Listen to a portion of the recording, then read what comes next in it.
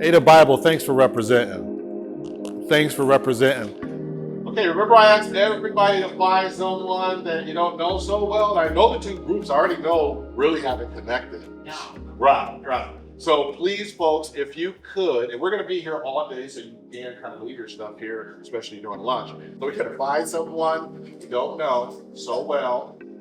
You're going to pair up. I'm going to ask for a couple of volunteers. We're going to start handing out some paper. I'm going to ask us to start, the people that you're paired with, those teams, to start reading through the documents and get ready to listen and share.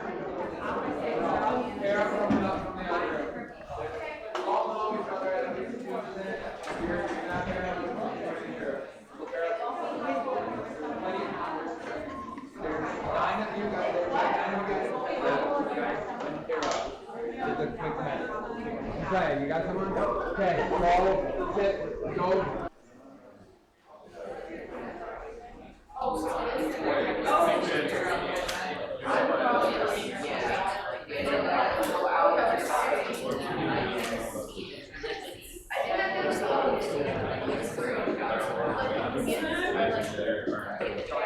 I think we're in the right direction. Okay. Talking about, like poverty, pollution. Okay, so you guys had a chance to answer the questions for each other too? Okay, wonderful. Nice. Okay, so you think we've had enough time to get to some video here in a sec? Folks, get your help really quick. For example, one of the questions is asking,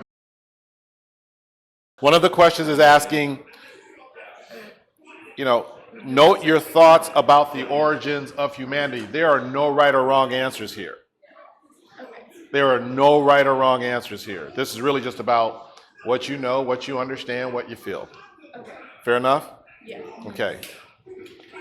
Okay, maybe 15 more minutes, would you say? Yeah. Okay, 15 more minutes? Okay, so we got a couple videos to show, and one of the videos are about 22 minutes long. The other one is very short, but then you're going to be able to have about 30 more minutes to share some thoughts before we chat a little bit and get into lunch. Fair enough? This is andragogy. Who knows what that means? Andragogy. Who knows what that means? Who wants to be a teacher in here? Professor. Adult education. This is adult learning. We don't do child's learning in seeds. This is how we learn as adults. Adults like yourselves bring experience. We're trying to pull it out of you. Because we know the best answer probably is sitting in this room in regards to some of the solutions that we're trying to seek. Thank you for taking it so seriously. 15 more minutes or so? Excellent. Thank you. BIPOC squared. Who knows what the term BIPOC means? BIPOC. The term BIPOC. Who's ever heard of that? Anybody understand what's going on around the world between, for example, China? Put it this way. If I say BRICS countries, does anybody know what that means? BRICS. Familiar with that term? I just try to tell people, boy, information is power. I know there's a lot of stuff going on, but there are some things we probably need to know a little bit better, like the history of humanity, a much more maybe accurate reflection of the history of humanity. That might be helpful, right? When we're trying to solve human problems, it might be good to have a deeper understanding about history, correct?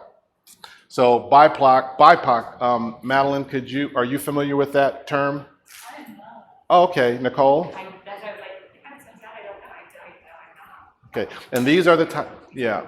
Oh, okay. So this is good to learn because in many of our communities, this is a very hot topic and it's been a very hot subject for 5 or 10 years because we struggle to talk about these issues of racism in so many ways. We have to come up with all these little fancy different names to talk about humanity. BIPOC stands for Black, Indigenous, People of Color. Black, Indigenous, People of Color. I'm going to copyright my little BIPOC squared concept that I work off of because those of us who have a different history of humanity, maybe a more accurate history of humanity, we see the world very differently. I think I mentioned I lived in Japan for 3 years. I will say I grew up in Japan, to be honest with you. My first driver's license, girlfriend, first time I was able to go do stuff as an adult by myself. Then I'm talking about 3 years in Brazil and a year in Poland, where I learned more about human history than I ever have in any school in America. And luckily, my family has been doing this kind of stuff for thousands of years, so I've really never been confused, to the point, kind of giving up my corporate career to come back in the community, because it's just very frustrating to see how we're living and treating each other. And like many of you, I think you probably feel and desire something different. And today's conversation, I believe, moves us closer to that. Again, BIPOC stands for Black, Indigenous, People of Color. And I spent a few years in academia saying, but what happened to our Caucasian brothers and sisters? So that's why I put the squared on there, because I don't understand why we're still so confused about humanity in certain ways, that we're struggling globally. But many of us, like you, care. And we know there are better ways to live. And it starts with better data and information. So again, that's a gift that I wanted to share.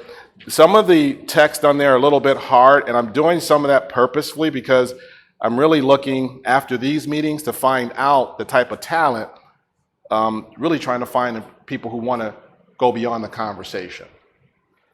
So if you figure out a lot of it, that's great, but I'm hoping some of you are so interested, you might, again, decide to sign in on our volunteer sheet and get more involved. Okay? Questions before we watch a couple of videos, and then we're still going to give you a few more minutes to take your thoughts and reflections, but I want to add a little bit of historical data here to what you're talking about and see how much that might influence the rest of your thoughts. And so we'll watch these two videos, give you a little bit more time, and get ready for lunch. Fair enough? Thank you. Okay, so the first video we'll show here, I don't know, and this is about this is one of the reasons I came to Grand Rapids and Kent County in Michigan. When I heard that we had leaders in this community who were courageous enough to stand out and make this statement. Grand Rapids has officially declared racism a public health crisis. The City Commission approved this resolution last week. City officials say racism impacts job discrimination, home ownership, physical health, and education.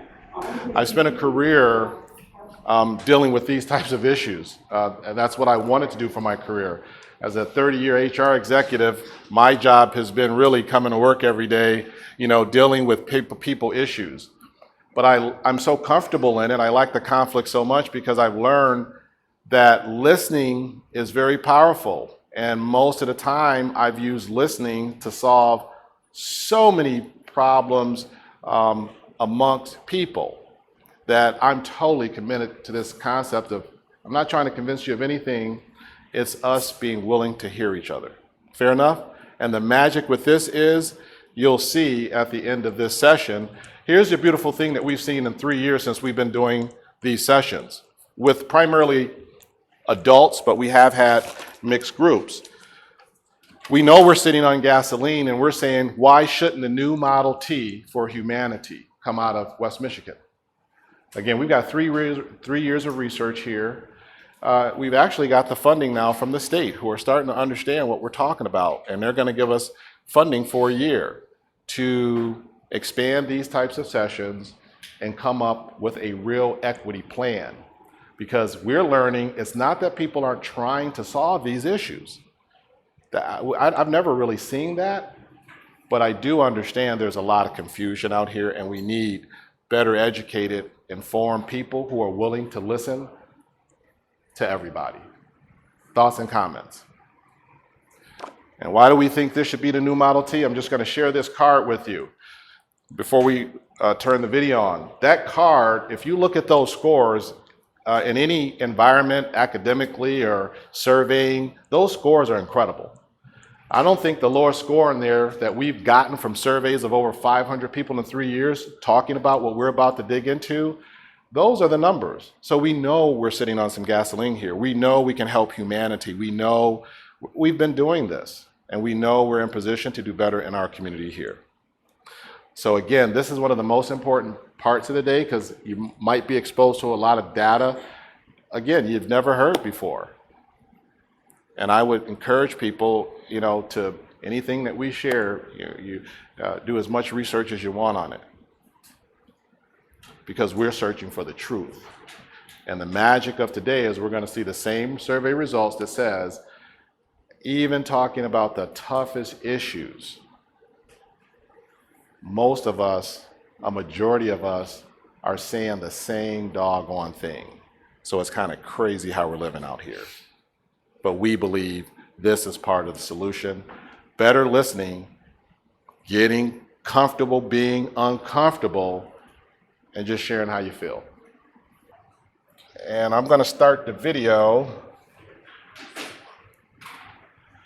Why have African people throughout history often been seen as a threat? To place Africa at the center of history is to rearrange the entire narrative of superiority. It means that those who claimed to discover the world were centuries behind. It means that the ones considered primitive were, in fact, the pioneers. And that flips the power dynamic. This idea that blackness is not at the margins of history, but at its very core, is threatening in a world built on hierarchy. Because if the Thank you for listening. Thank you for listening. Deep listening, as I stated earlier at Seeds of Promise, is a very important concept with everything that we do. Deep listening before we want to do anything. Before we get your thoughts and some of your reactions that you feel comfortable sharing publicly, we'll take a little break. But remember, our city, our community has claimed racism as a public safety crisis. We don't really have a plan right now, however, to address it. There are many of us in our community who are working on that, and we do have solutions. If you're interested in participating, please make sure before we leave today, we get your name on a volunteer sheet. If we can take about a 5-minute break, then we'll come back, get thoughts, and then we're getting get ready to have lunch. And I want you to keep listening, because after a nice lunch, we're going to do a downtown crawl. So I'm going to ask if we can, eat our lunch in here for about 30 minutes, but then we're going to spend another 30 or an hour on a little downtown crawl. I want to just share some places and people that are really, again, on our team. And again, I just think part of what we're trying to do is get more people downtown in the central area, different people doing things together. So that's what's coming up next.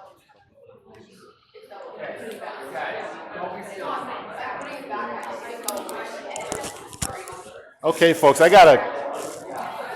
if we can reconvene, folks, I've got a great first response that started us off. If we can reconvene really quick and get ready for lunch here. But I do want to take a little time again to listen to some of the reactions. I got a really, really great question already. And the question was, like in the video, for the type of video that we used here, we used a video based on our understanding and history of Africa. Does anybody understand with what I've shared so far and what you might know, why I would use a video starting with what we understand are the original people on Earth? What are your thoughts? What are your reflections? And what do you know about that? Yes, sir. Can you maybe rephrase that question? I'm not sure entirely. Okay, so one question was, why did we use a story like based from Africa? Right, because Africa is one group of people.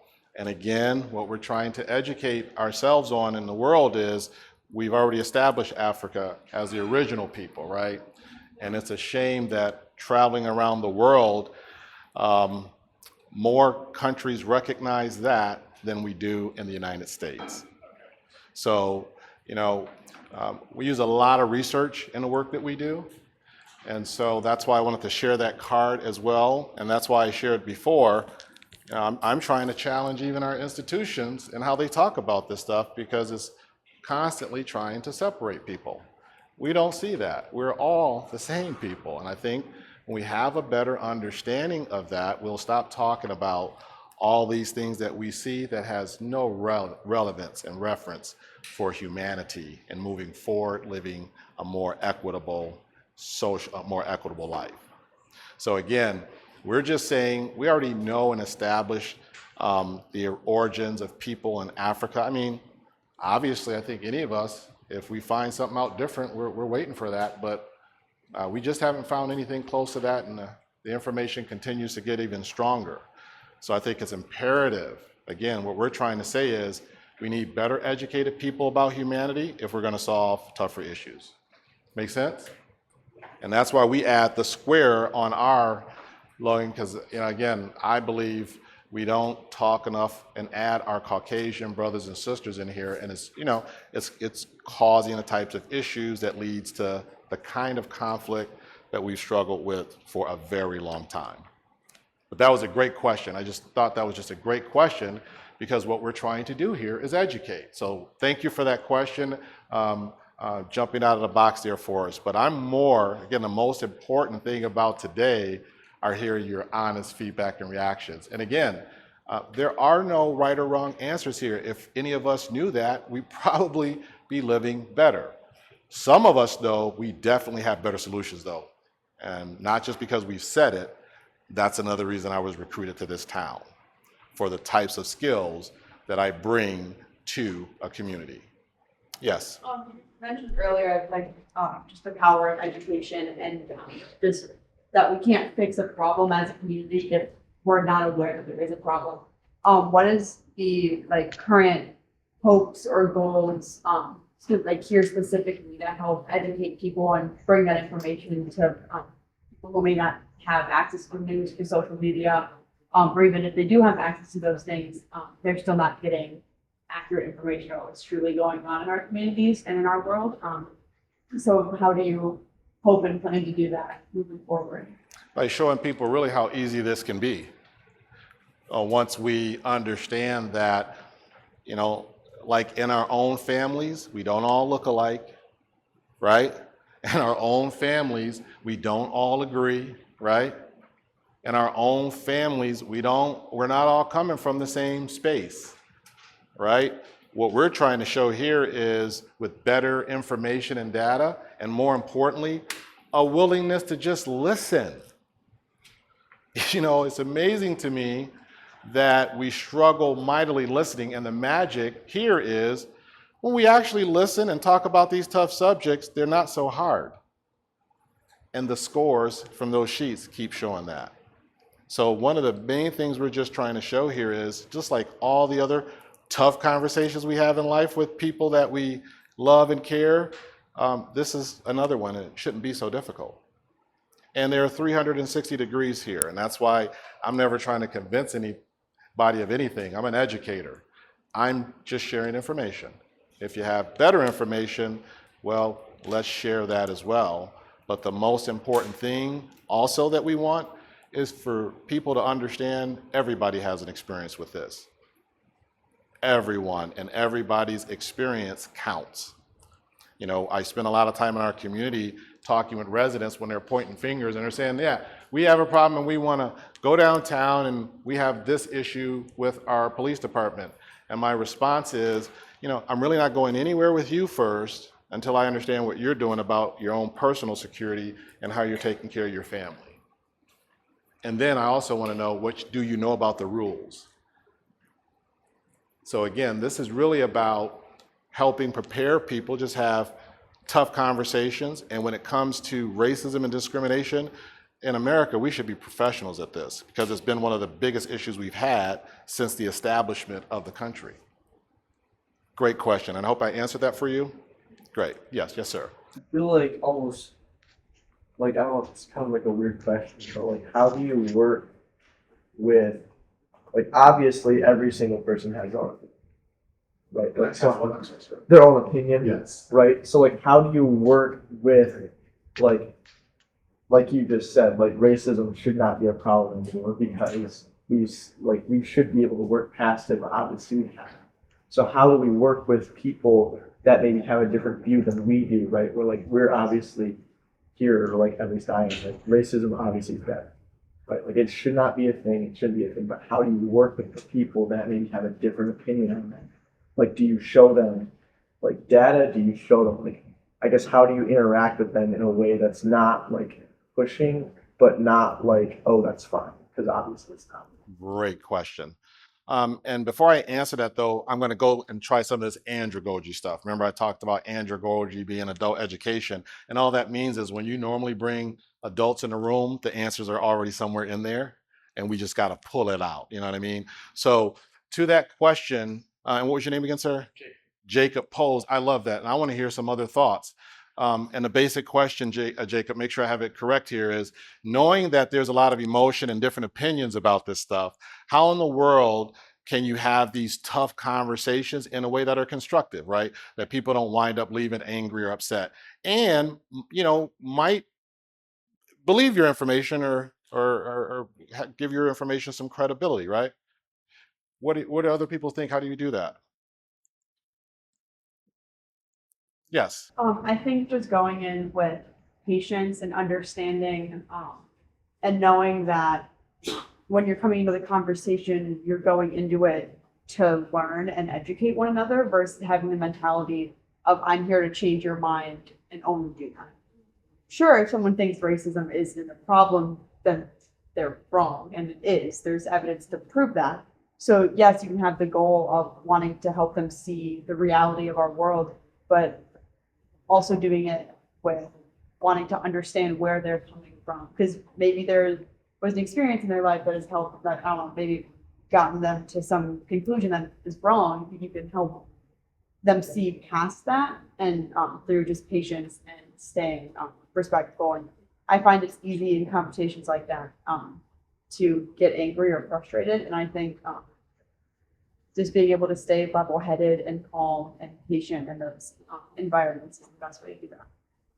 That's great advice. One of the most important things that I say, and we didn't go through a breathing exercise before we started talking here, but I would normally walk through a breathing exercise, calm myself down, make sure I'm going into the conversation with the right mindset. I'm not trying to convince, I'm just trying to share information. And then, Jacob, what I do after that, actions speak louder than word. If I have better data, right, around a particular subject, and then I'm able to demonstrate a different result. So, in my career as an HR professional, one thing I have learned, and I believe, this work is not for everybody. And just because someone has a mouth doesn't mean they should be a leader. And I think we're learning that in this country as well. I think, so preparing ourselves for the conversation, not trying to convince people, are critical. That's very important. What are something else that works in critical conversations where there's some heat? Yes. Yeah, I mean, for me, one of the things I think it's important to calm yourself to make sure that you can help facilitate and inform, but also recognizing, like, I'm a white chick and I've acted in racist ways. So, like, going into the conversation, recognizing that I have more knowledge, I don't have as much knowledge as everyone. Everyone has something to share, and that I recognize that, like, get rid of that defensiveness for myself, so I'm able to learn from everyone as equally. I love that, again, because we're talking about that emotional piece, because it happens. We all know that nerves are a part of our life. Sometimes we can be with our parents or the people we love, and we just, you have a funny feeling you don't want to be around. That's not a mental health issue. We're just fluid, walking around, moving around, and we, stuff happens. But I think it's really, really, really important, again, that we're really, again, not trying to convince, we're really listening. I approach these conversations because I really care about people. I actually care. I want to know why they think that way, and I'm just asking questions. And when you ask enough questions of people, it's amazing how they come to the same conclusions. Again, remember the survey I just sent around? Yeah. And we're in rooms with people from very often much more diverse backgrounds than this. I started the sessions with police officers and community members, and those are still the results that we were getting. So listening, we're learning, is important. Deep listening. active listening. There's a difference, right? Right? There's a difference in listening because now I'm emotional and I just want to let them talk so I can say what I want. That's different than saying, wow, I'm really not even, I'm not trying to say anything. I'm really trying to understand where they're coming from. People feel that. Does that make sense? Is that helpful? Are those good tips, Jacob? We can go on and on and on. I'll ask for one more and then I'll share another very important one that I use. Yes. I have two questions. The first question, how long has this company been in business? Seeds of Promise since 2002, yeah, since 2002. The organization. So over those years, like how have you seen your goal being accomplished? Easily here. So again, I came here 4 years ago to work in this area of equity. So our 4 strategic areas are housing. We're going to build 13 new homes here for residents before the end of this year. We're on schedule to complete that from a small neighborhood organization. That's historic. I don't even think that's ever been done in Michigan. We also, when it comes to our public safety strategy, as I've been sharing, in 3 years, we've been able to gain the reputation of probably some of the experts in building relationships between police and residents. So we've been awarded a particular grant to do that in the county this year. And we're going to ask people here, the reason why I do some of these sessions is because I'm recruiting talent, people who can really handle this stuff and are interested in the work, want to learn, want to contribute. So we try to recruit, as you know, we've been saying today, for those events. Our third area is health and wellness. This is a new Model T, peace of mind sessions. And we're getting a lot of attention about these things because of those scores and how it's the foundation of our strategy to within 3 years rebuild. And the only competition we're worried about in our community now are the national organizations. And if you give us a couple of years, we're going to get at them as well. And then our fourth strategic area, we do a lot of stuff. And in our fourth strategic area, we have our Madison Square Business Association.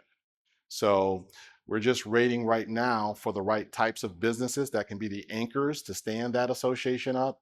So during our crawl today, I'm going to take you to one of those businesses that I'm working with now who are willing to work with us, support some events that we want to do to continue to grow our fundraising efforts and then stand up a strong business association. So that's just some of the stuff that we get using these strategies. And I can only give you the tip of the iceberg. Once people come on and volunteer, we tell them it takes them about a year to fully get on board on the team. But does that help? Okay, excellent. And in my career, I mean, Google me.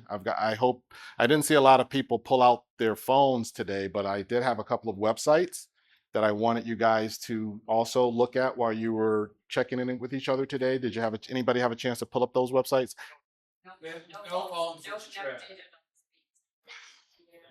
I love Ada Bible. I love that. Actually, what I'll do then, my mom, I'm sorry, I didn't know that. I'll make sure we have a few minutes in the day. I'll pull up the website so you'll see Seeds and my website as well, and I'll give you kind of deep background of my background as well. My advantage in doing this work is, like I said, I've been raised by everybody, everybody, and I use everybody because I've just, we're just people, man. It's not that complicated.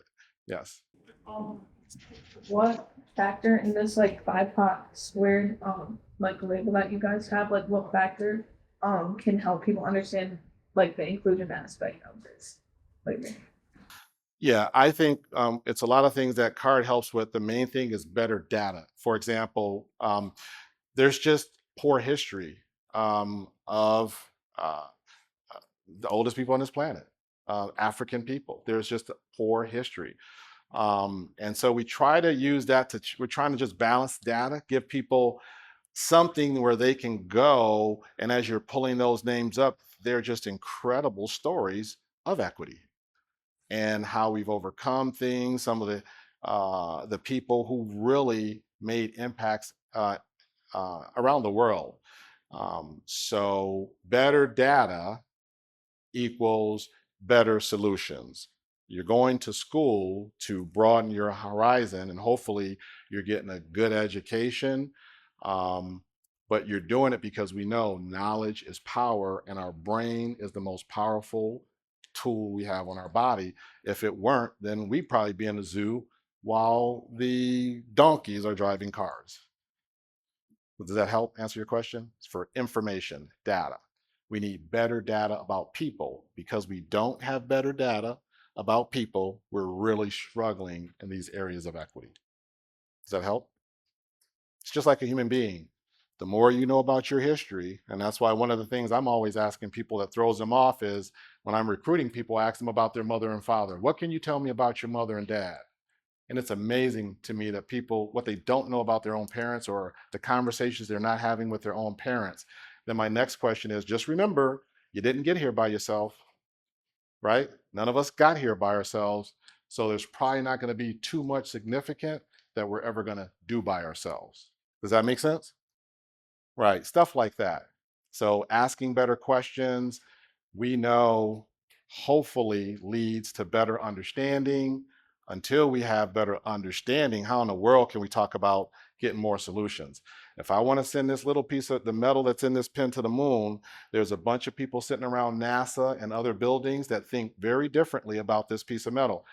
I don't even know if I have those kind of skills that I would calculate this piece of metal that's going to go out in space, collect data, come back. You need special people, right? With special thinking. And when it comes to this type of work, what I believe is you better go find special people who really love humans and have a lot of diversity to lead these types of efforts. So knowledge is power, experience helps, better solutions come from better information and understanding. Does that answer your question? Okay, excellent. Excellent questions. Yes. So when the volunteer sign up, what kind of volunteer work do you have available here versus what you would do on staff? And what would that look like? We like to find a person's passion. And that's why we provide the life cycle of support. We can't do everything well. So we have 4 areas we're focusing on. But it does not matter what volunteers want to do or what residents need. If we don't do it, we will partner you with someone. But as far as us, if you want to work with us, that means you would partner with that group, helping us either pilot, develop, or probably at least partner in that area with another organization. So we're looking for the volunteer's passion. You tell us what you want to do, how much time you have, and we try to plug you in that way. Fair enough? Got it. Yeah, we're all about listening, make sure we know what you want to do, and we tell people we're going to outwork everybody, and through that, we're going to bring some of the best quality to the town. That's what we're telling everybody out here. We're going to outwork you because people deserve the best, and we're going to have the best data, best information. You're going to have to spend a lot of time studying to refute what we're talking about, but we don't mind that. We're willing to listen. Great question.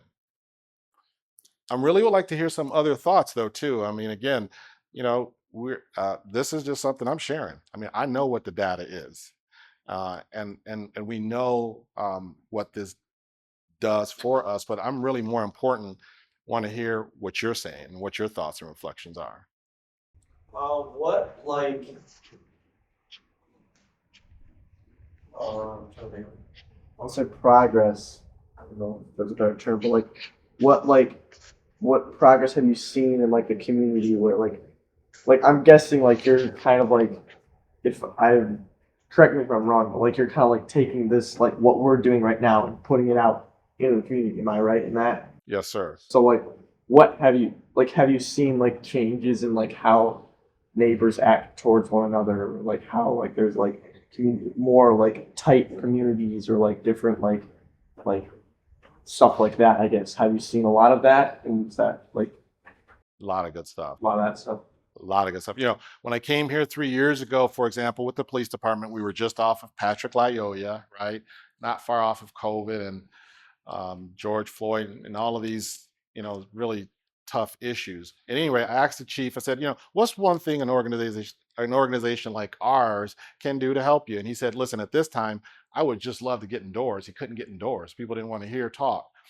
3 years later, I'm not going to go over all the stuff we did, but again, the first thing I did, this was birthed from a meeting with police officer recruiters and my staff who set up a career recruiting day for police officers, and nobody showed up. And I was like, hey, this is a great time for me to just start asking some questions. New to the town. Like I said, I came here because the county, they're like, no, we're going to talk about this and we're going to come up with a solution. I'm like, boom, I need to be there. Ask the chief the question. 3 years later, put it this way, not only have we done so many more events where people and organizations who would not partner with them before, I work with all of them.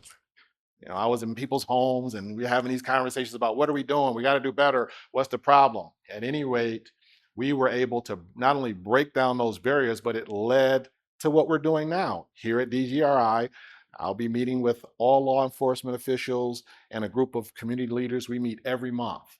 And this is the focus now.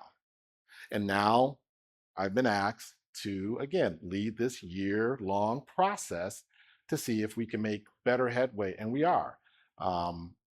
Those are the types of things that it's done. It's also, we've done peace socials, where we hosted these, community resident-led events where we invited police officers in for 3 years. We never had an officer or someone from the department miss a session.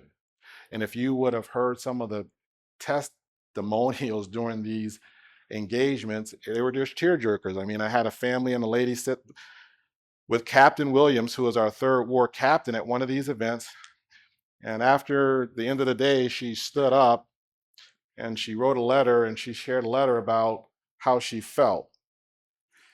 And I think there was probably not a dry eye in the room about Captain Williams because she had never had a decent experience with a police officer, and talked about how her whole family has just pretty much been, in her experience, brutalized. But after that little event, she stood up, read her whole letter, changed her whole life. They shook, hugged, and that's the kind of stuff that is done. We can't even calculate some of the benefits, but we've definitely seen them till finally I'll share this. If you haven't been paying attention, things have started to go the other way a little bit here since, let's say, November. And I'm very disturbed about a situation with police officers and some of the neighborhood leaders that I work with. I can show you a video if you were watching news 4 weeks ago. Did anybody see the Boston Square video? You guys saw it? What basically happened? Did you guys see? Yeah, it was trying to. I just remember the one police officer kicking out, and he totally misses, whiffs, and falls over, and then another police officer kind of comes out of nowhere and tackles the guy. And it just seemed excessive from what I saw. And it was a shame, all those people in the video, and then later, if you want to see it, I can show you later. I work with these people. It's heartbreaking. And then we all had to sit at a table 2 weeks later and talk about, now where do we go from here? And that's why now, another reason I'm being asked now to get involved. But it's just a horrible situation. All the officers I know, they're my friend. I skate on a police department's hockey team. I mean, and the residents I know, we spent time doing events together. So it's just another one of these situations where we're all human, a heck of a bad day, but at least because of those relationships, nobody hardly even knows about what's going on with it. So that's an improvement, because I think if it were 3 years ago, it'd be all over the news still. So I'm hoping I'm giving some decent examples, both strategic and how it's gotten us to these opportunities, the funding, and what we're able to do in the county to come up with a model for the state. That's incredible. And we have the players, though. See, those 3 years, we're ahead of the game because, again, we know our law enforcement officials. They know us now. We have relationships. We've done a lot of stuff. And you'll hear a theme from the department and residents already. Our dog whistle is that we came up with: mother, father, support, and accountability. That's where we're starting. Mother, fathers first. Those are some of the, if we can't get moms and dads to do a better job of providing for their families, then it's going to be pretty hard to strengthen communities. Does that make sense to everybody here? Right. I bet you everybody here, I guarantee you respect what your mom and dad do, because one thing you could definitely be in a different position in a drop of a hat tomorrow. It can happen to any of us. Other questions? Yes. How do you deal with people who do threats towards others surrounding the community? that actually like physical threats or threatening people. Yeah, you got to report that stuff. People, yeah, I'm not a guy that's, when it comes to physical harm, I believe you're dealing with people who are suffering mentally and all other kind of ways. Normally, harmers harm, right? If you've been beat up, bruised, and battered, you're more prone to beat up, bruise, and batter. If your parents were alcoholics, you're more prone oftentimes. So you got to stop it. There's certain things you can't tolerate. People putting their hands on you or another person, I think, are where people have to draw the line. Those should be reported. Yeah, yeah. I'm stuttering. Everybody in here knows why I'm stuttering on that, because you got to sometimes make your own decisions in situations depending on who it is. But violence to me is unacceptable. Physical violence is unacceptable.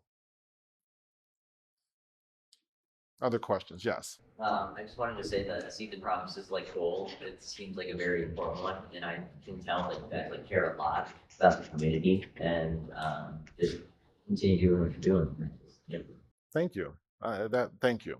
We never get tired of hearing stuff like that, and we're really trying to work hard. Yeah, we care.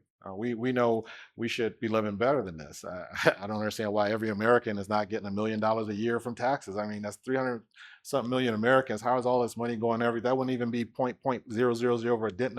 I just don't understand what's going on. But I guarantee you this: the more educated we are as people, the better lives we will be living. I think the problem is right now, there's so much going on, it's hard to keep up. So it's easy for people who like the confusion to keep it going. But at the same time, the good thing is, you know how the pendulum goes, right? So go too far one way, you better wait on that swing back. And that's what many of us are seeing already happening. But thank you for those positive comments, sir. It's not easy work, but yeah, that makes a difference. Thank you.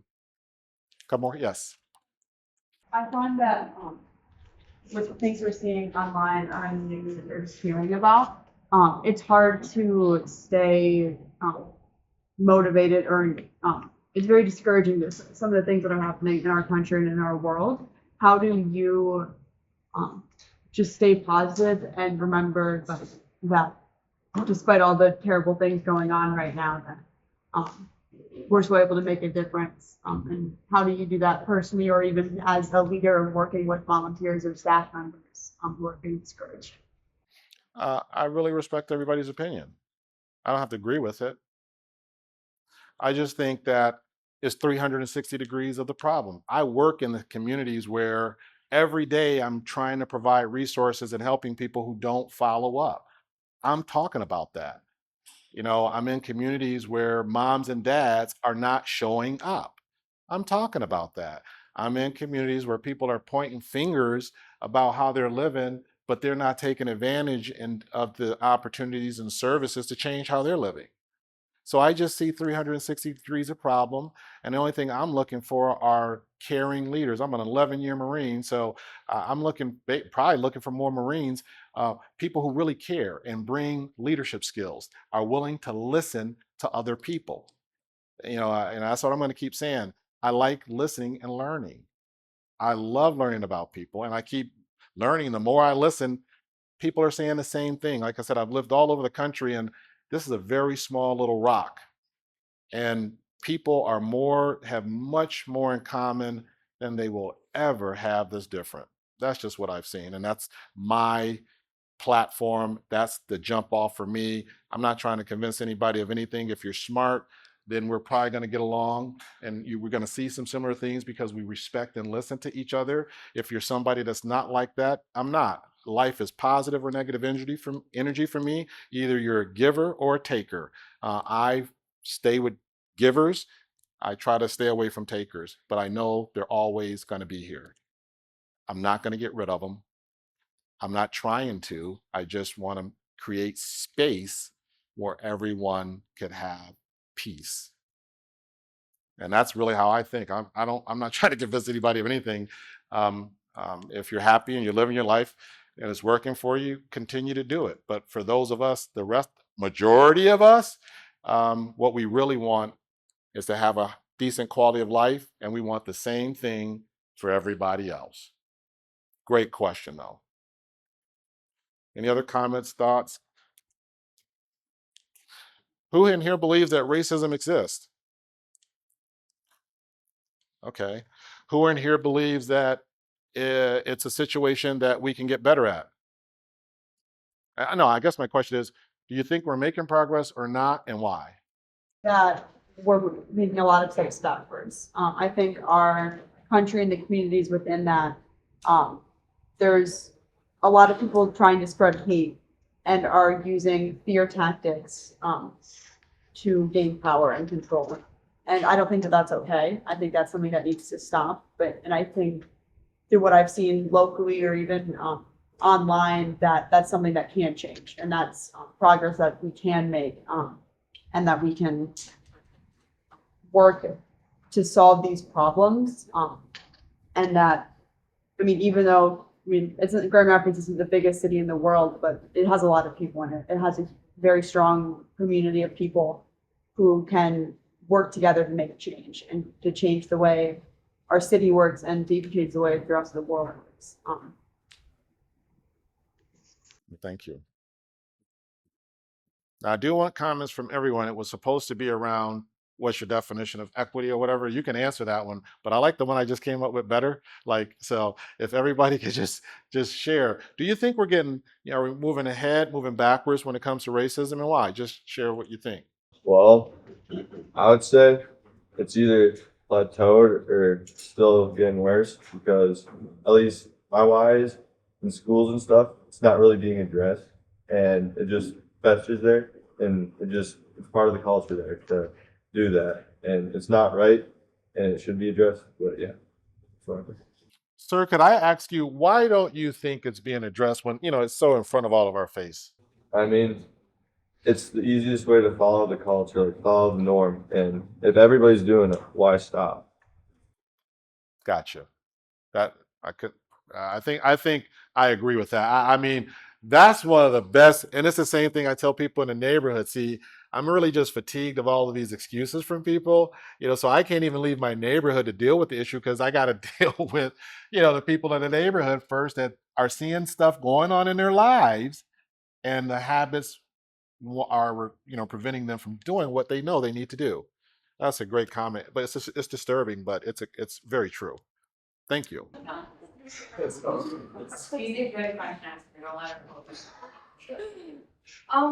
I feel like I agree with what Cole said. I feel like I don't think we're making any progress at the moment.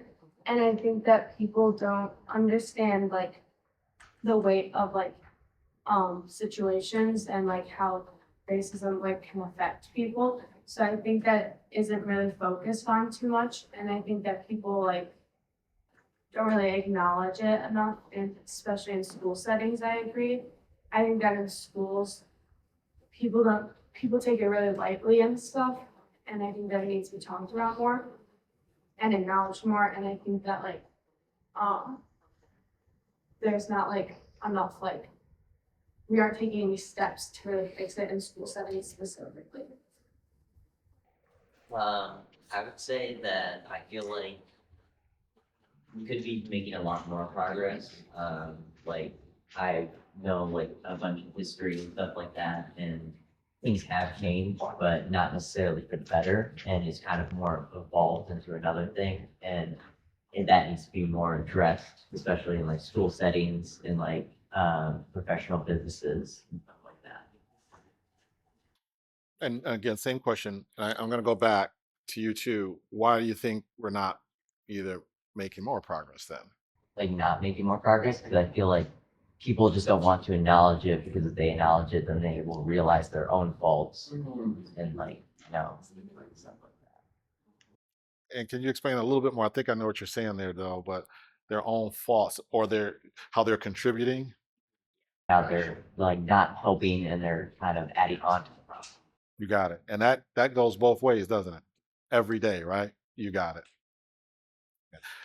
That's why I say, you know, adult learning, the answers are right in front of our faces. It's amazing. I believe that there's definitely efforts made in certain communities in different aspects everywhere, but I don't think there's progress being made. You don't believe there's okay.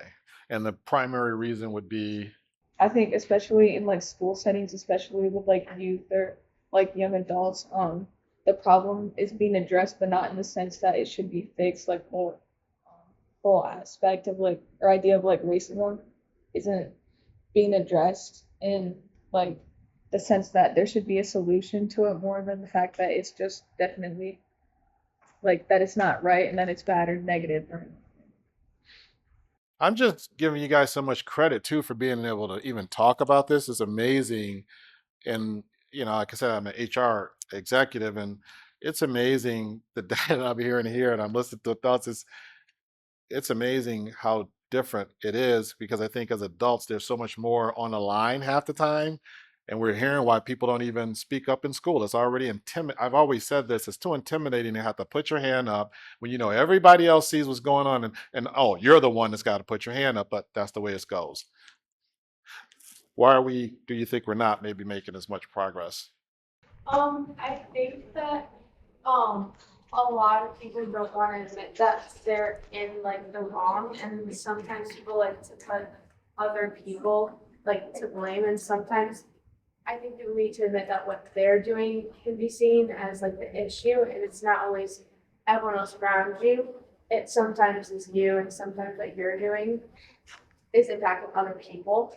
And I think that most people don't like to admit that it can be them, and they like to just like place the blame on other people around them. And I think that if we aren't owning up to our own mistakes and owning up to our own issues that we're causing, it's not going to make any progress. And if we're owning up to our own things, we're just going to keep on plateauing and not taking steps forward. Couldn't have said it better myself. Thank you. Something that's happening as well is I'm taking this from Dylan over there. The scale is it's not evening out, it's tipping. It's going in the other direction. We're starting to hate other people to make up for it, but that's just not how it's supposed to be. It's equal, it shouldn't go either way. What's preventing us from doing better? Overcompensation. Okay. Can you share that? Overcompensation, that's a good one. Can you elaborate a little bit more? I don't know. Okay. And I definitely want to hear more about that when you get that, when you gather those thoughts. I like that. Overcompensation. Okay, thank you. I feel like schools like aren't like everyone else said that they aren't handling it properly, and I think it's because they don't want a bad look.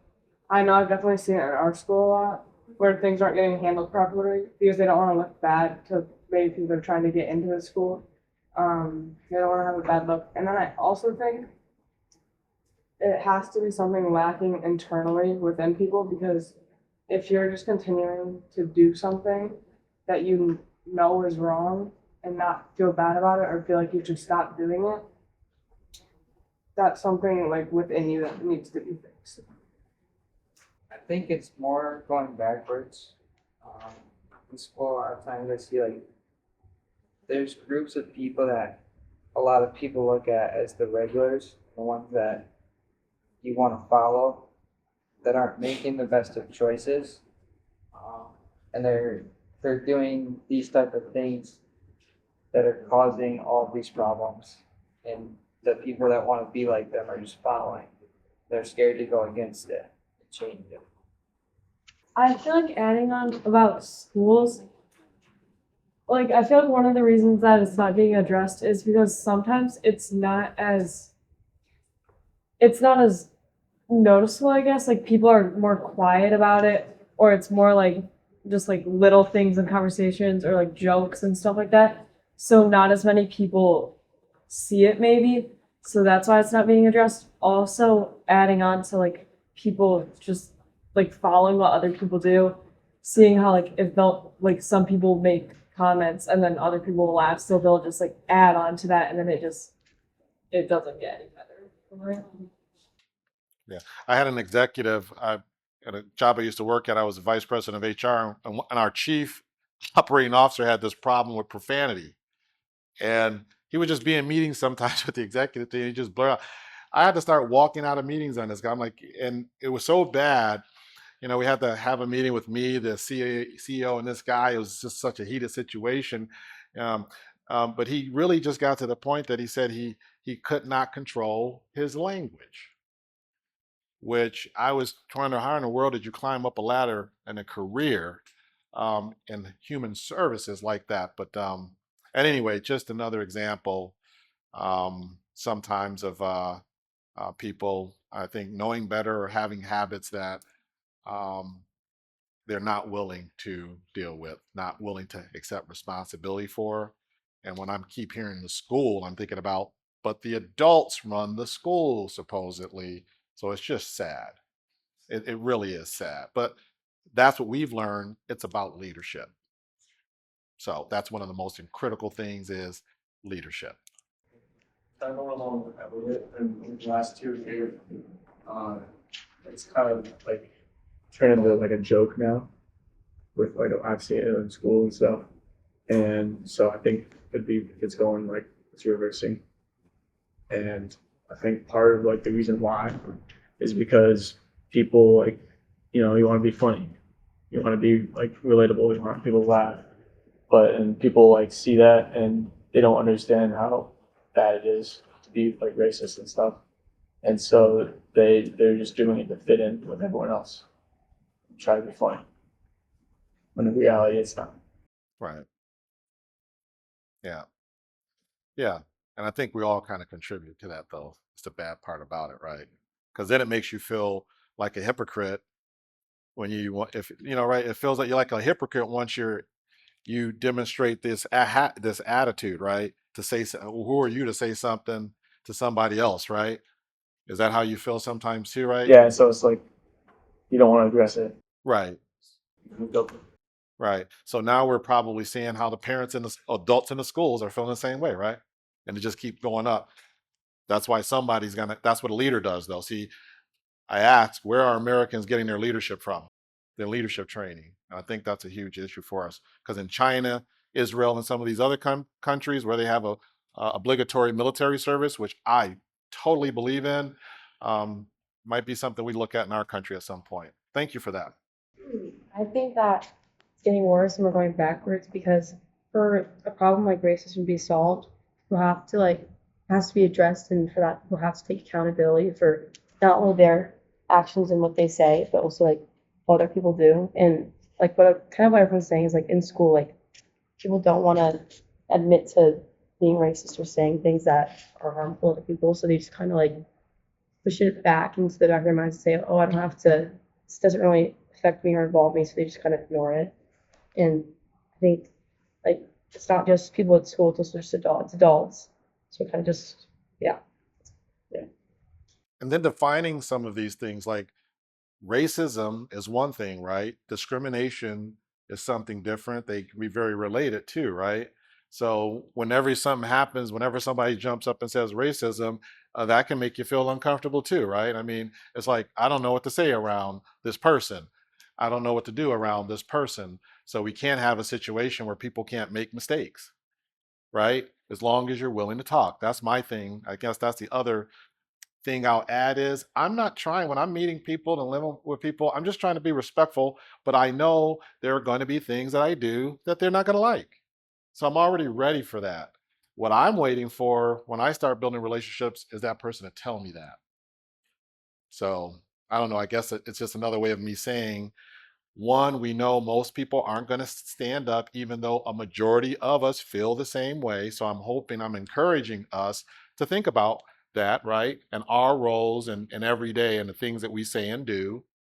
And the other thing, I think it's important to be clear about what we're talking about, racism and discrimination, because they could be very different things too. But every time, if I jump up and say somebody treated me racism, every time something happens to me, that can present issues as well. Because that's probably not even racism. Racism is a little different, right? Do you think it's just funny to be racist, or say things. And then one of the biggest things, in my opinion, is the younger generation is more more on their phones a lot, and I think social media has a really big impact on what people do and say. Because I know there's creators out there who only post like stuff, racist stuff, or and that fills these children's heads, and they want to go to school and repeat it to their friends and say something just to be cool or funny. And it's really a problem because nobody's telling them to stop watching that stuff, and they're just gonna keep going back to it every day. They get back home or whatever they're doing. And I think if we could have people who explain to these children how, or to these young people how big of an impact it's having, it would help a lot. But for the most part, it's really going backwards because it's just getting worse and worse as years go on. And every year, younger kids you can see are like there's second graders who have their own phones who are on social media every day and they're repeating stuff they see, and it's not great. Can I ask her what's because I have access. What's one reason that you think there is racism? What's one of the biggest things from your perspective of why we have racism in this country, ethnic and ethnic racism? I think it's just people wanting to. Like, I don't really know how to explain it. Certain people thinking they have power over making a different race feel bad, thinking they are more important than other races or other people just because they look different or are different. It's really sad. The whole like, racist is being a racist person is not a good thing in any way, shape, or form. And I think that the main cause of it is just people trying to assert dominance, I guess, or trying to feel like they're best special. Legitimate points. Thank you, sir. Thank you. I feel like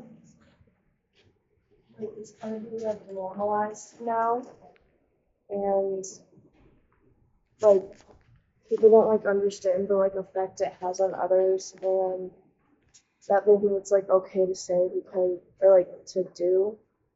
It's like yeah, it's like they're not getting like punished for it or stuff like that. And why do you believe we're headed in that direction? Some of the things that Well, like there's been like a lot of like a couple of incidents at my school personally like that have happened that like I feel like they did like people were doing not good stuff like being like racist at school and they weren't really getting in trouble for it, and like I feel like it's just normalized now that people think it's okay to say, but they don't understand that you can like get in a lot of trouble for that and stuff like that.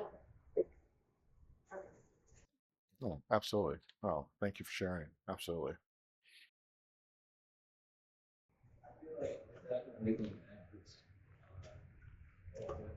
Besides kids being on like social media at a young age will definitely like change their perspective on like the way they look at other people, and it'll definitely influence them to like do wrong things, like say terrible things because it's just so normalized now. What could be done? What's something that should be done based off what you've been hearing? I feel like people like older siblings or like parents should like tell them to stop or like take away their phones or just like watch out for what they're saying and doing. Mothers and fathers, boy, I tell you, it's play a major role. But I would imagine in your communities too, because we talk about what we hear in these meetings in our community, and that's what's gotten us to this mother-father support thing. Stop pointing fingers first. Let's look at what we're doing first. How are you handling your business first before you start going out in the community pointing fingers? maybe you get a different kind of reception, right? Maybe if you understand anytime any of us leaves out of the house, I can't just act the way I want with my family all the time because I think I'm in public now. I mean, right? It's just little things that I think around respect, listening, and a little dignity when we're coming out of the house that all of us can do better. Because what I'm hearing is the 360-degree problem that I was saying earlier. We're all contributing. That's the problem. We're all contributing. And I think the scale is tipped because instead of all of us say, yeah, we're aware of it and we're contributing, instead of us saying, I'm going to do a little bit of something about it, right? It's easier just all of us, most of us, to do nothing. So therefore, the hardest battle for me is, again, it just gets back to individual accountability first. If we can get individuals to listen better and do their part, holy cow, who are we missing? I think the reason that it's like so common in schools is because like this is adding on to the social media, it's so normalized and it's just like so like yeah, like normalized that people will kind of just do or say whatever they can just to fit in and to like follow the crowd. Um so and even if like people like are thinking that it's wrong, they might still do it just to like fit in and go along with like whatever's cool. And since like people are growing up on social media seeing this stuff, they like grow up thinking that it's like okay to do and like that it's cool and that's what like everybody else does, so it's fine. So I think that's what makes it the most common. I guess I'm just kind of confused about what progress you're trying to get towards. Like, are you trying to like end racism or yeah? No, I'm sorry. I'm just not. What a great question. Yeah, what a great question. Yeah, we like the tough stuff. Yeah, because I don't know. We live in a broken world, so racism will always exist and it'll never be solved. So I guess all this progress and back and forth is, I don't know, kind of meaningless, but it is important to be aware that it is like racism is real, but there is no real way to solve it. All we can do is learn the like real truth about about about sin, and that is Christ. So I feel like there's a lot of less Christianity in schools and just in America in general, and just like less, like not as much of a belief in God, and that just contributes to just so many things, or just sin, brokenness in the world, and just trying to push Christianity more, not in like a bad way, or just bring people to Christ because He's the truth and the life. So yeah. Well, thank you for that. Thank you. And what we're trying to do and what we will continue to do is, that card I had shared that talks about how majority of people feel. Yeah, we're going to keep inching our society to that. Yeah. Solving, we don't know. We don't limit ourselves about possibilities because none of us know what is and is not possible yet. Um, um, so, we're going to continue to try to get where a majority, at least, of humans want to be. And every little step is critical because how do you get to that elephant? One bite at a time. And so that's what we're doing. We're just trying to make things a little better every day, just like we did today. We said this day is never going to happen again. But I'm very happy that I had a chance to spend this day on something so serious and actually do one of the most respectful things we could ever do for a human being, and that's actually listen. So I think we're killing it today. And I think we have made a little bit of a progress already. How much momentum and rhythm is just going to depend on each individual. But we, people like me, no, we're never going to stop because there's positive and there's negative, and we know what our purpose is. Thank you for that response, though. Does that kind of answer your question, though, what we're trying to do? Does that make sense to you? Is that reasonable? Okay, thank you. Thank you, brother. Love to be fighting this battle with you. Who else? I think kind of like what a lot of people have been saying is it's been normalized within schools, and I think the teachers and like adults who are responsible for, or at least supposed to be solving those problems, clearly aren't, and that's why we're having these problems. And I think it's when you know about a problem and you don't do anything to it, you're making it worse. You're adding to the problem, you're creating more of a problem.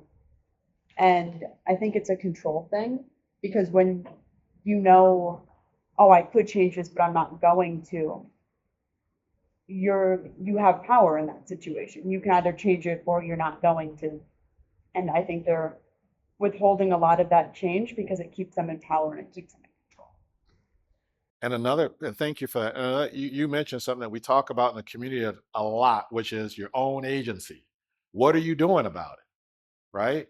It's easy to sit back and complain, but when we start asking people what they're doing about it, that's kind of pathetic too. So sometimes it puts us in a position that we don't necessarily know which way to go with a family or an individual because they're not willing to do their part. To me, that's one of the biggest problems with racism. We have people on both sides not willing to do their part. To me, it's really that simple. I think we're moving backwards, and I think the main reason that I think we're moving backwards is like hurt people, right? So like when you say racism, the first thing you think of is like white and black, right? Like white supremacy and like kind of like over African Americans and things like that. But you have to realize that like, and it's not only African Americans, I guess. Like hurt people doesn't cover all of it. Like there's racism towards Asians, Mexicans, like everybody. Like, and it's because of this power struggle that like people want to have power, right? Like people just want that, and there are some people that will go to any length to get that power if it means taking another human and putting them below you, and then they see this skin color, which is just a thing, and they use that to gain power, right? Like, does skin color really matter? Like you and I are probably the same on, like we're literally the same on the inside, same everything, same things, and it's like the only thing that makes us different is like our thoughts, maybe, and like our skin color. So like somebody wanted to use that skin color to make them feel better about themselves for some reason, maybe because they were hurt at one point by something. And it's like it's just this endless cycle. Like even back to like what Ben was saying, like sin came into the world and people want power and they start hurting people to get power. So is racism really ever gonna end like through human deeds? Probably not. And that's like an unfortunate reality to live with. But there are things we can do to make it better, which is like what we're doing here, which is awesome. And so I think we're moving backwards, but I think we're also I think we could be doing better, but I think we're doing good in like what we can do. Like we're doing something, which is better than doing nothing. I love that. I love that. And you touched on some very strategic materials too. Um, when you talk about the hurt people, and you're right. When you don't deal with that kind of trauma at some point, right, it's hard to break that cycle. And that's a very, very, when we start talking about the research and data, boy, there's a lot packaged in that. Hurt people hurt people. You're absolutely right. It's going backwards.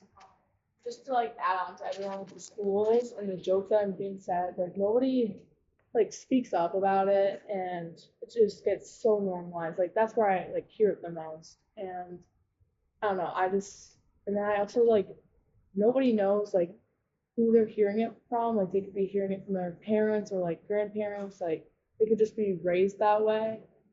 And just nobody knows what their community is like, so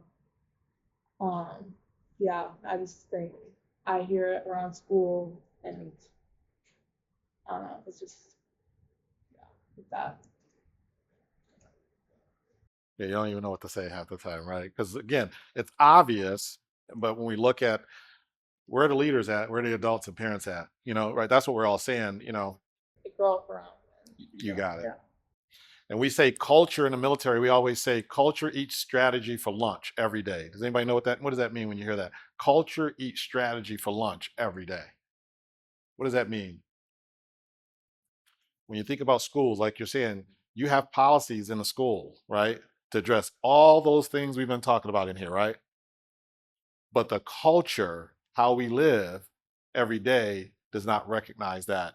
And we can see how bad it is internationally right now with just the amount of legal cases and law because people are just doing what they want to do and let the courts figure it out because you got to have money to get your business taken care of in court. So Obviously, I'm the mother in the group, so I probably do things a little bit differently.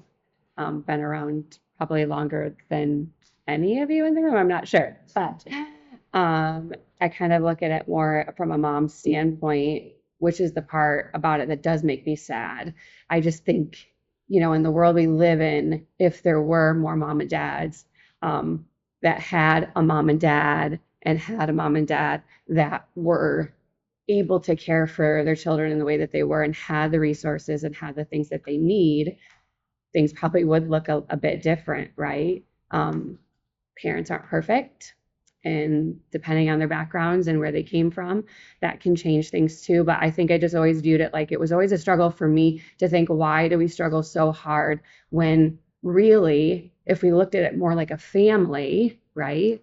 If we looked at it more in that way, families, you do not agree on everything. I have a 23-year-old and a 20-year-old. We do not agree on everything. And that has become very apparent in these last couple of years of the 20s with kids. But that's because they're making their own way in the world. And really, if we started to view ourselves as guidance and just mentors and be able to just listen on both sides and went into it with a lot of love, which is what you have in a family. You can disagree, but there's always love there because you're family. So I don't know, that's kind of my take on it, I guess. But something that's always struck me as a mom too, my kids when they were small, they didn't see color.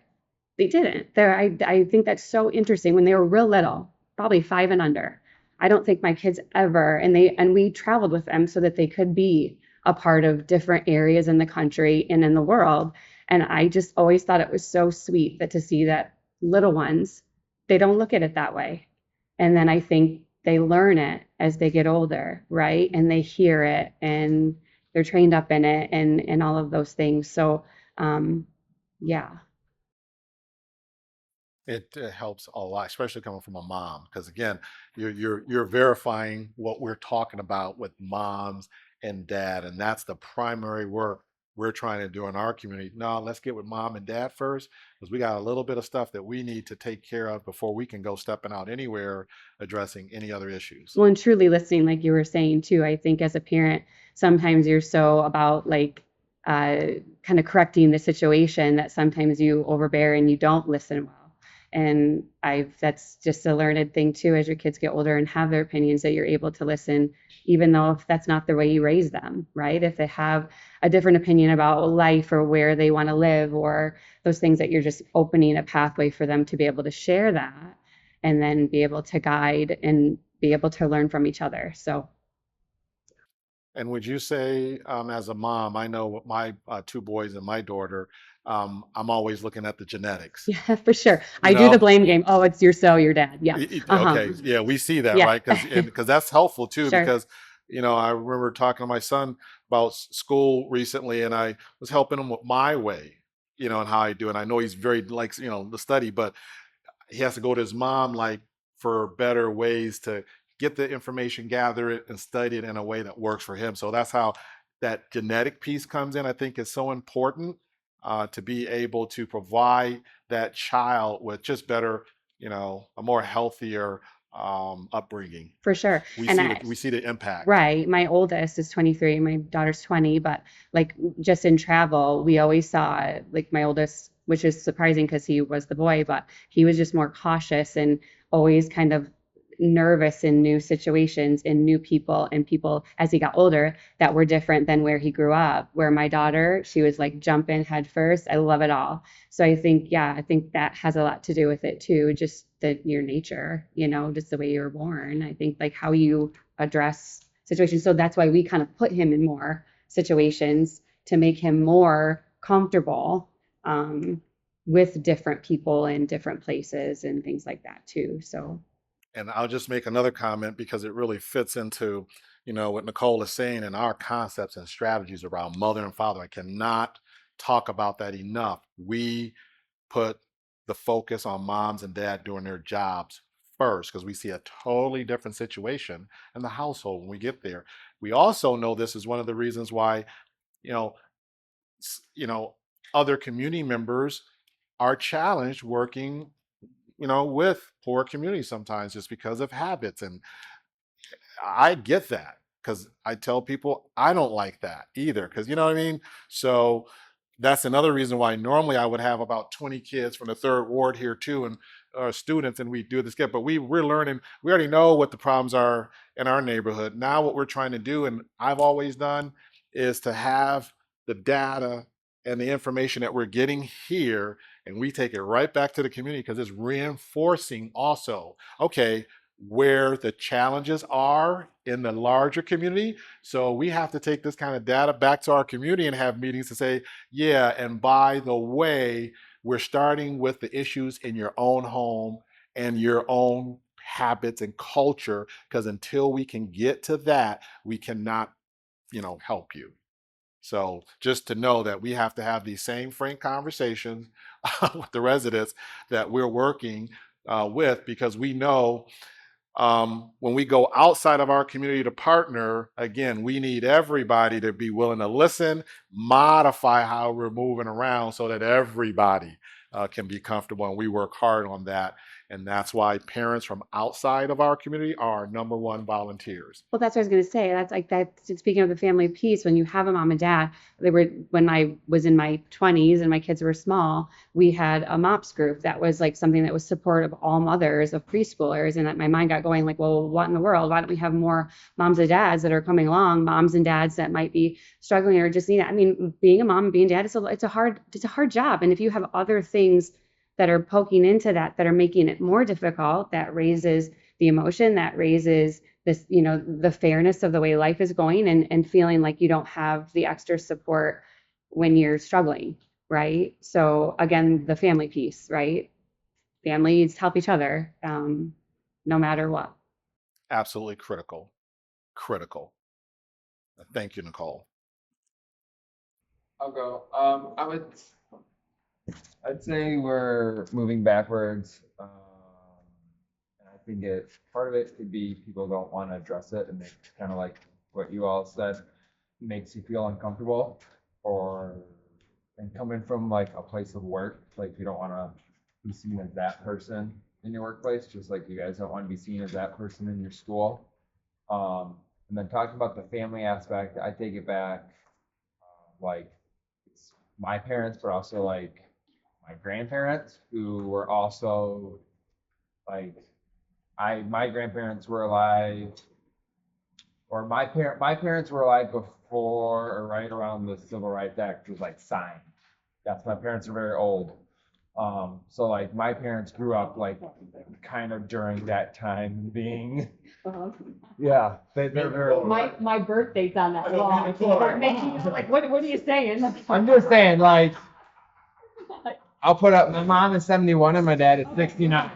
So like they're old. So like looking back at it, like my dad like grew up during like this time of where racism or prejudice was still very like the norm.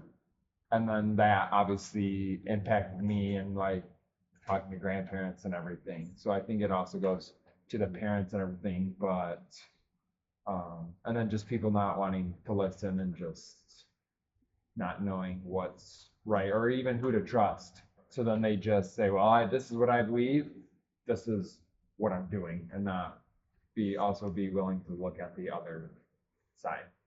Not listening, not willing to listen. Yeah. Emotional starts blocking us off. Thank you, sir. Mage probably the number one thing we keep finding. Oh, I didn't know that's what he hit. When we actually sit down and listen, we're creating more problems than we need because we're just not taking the time. And also just, I here. would say, like, assumptions. You Yeah. make assumptions of, well, that person is that way, or they think that way because of this, but you don't know. And then they think the same way of us, you know, of why we think one way or another.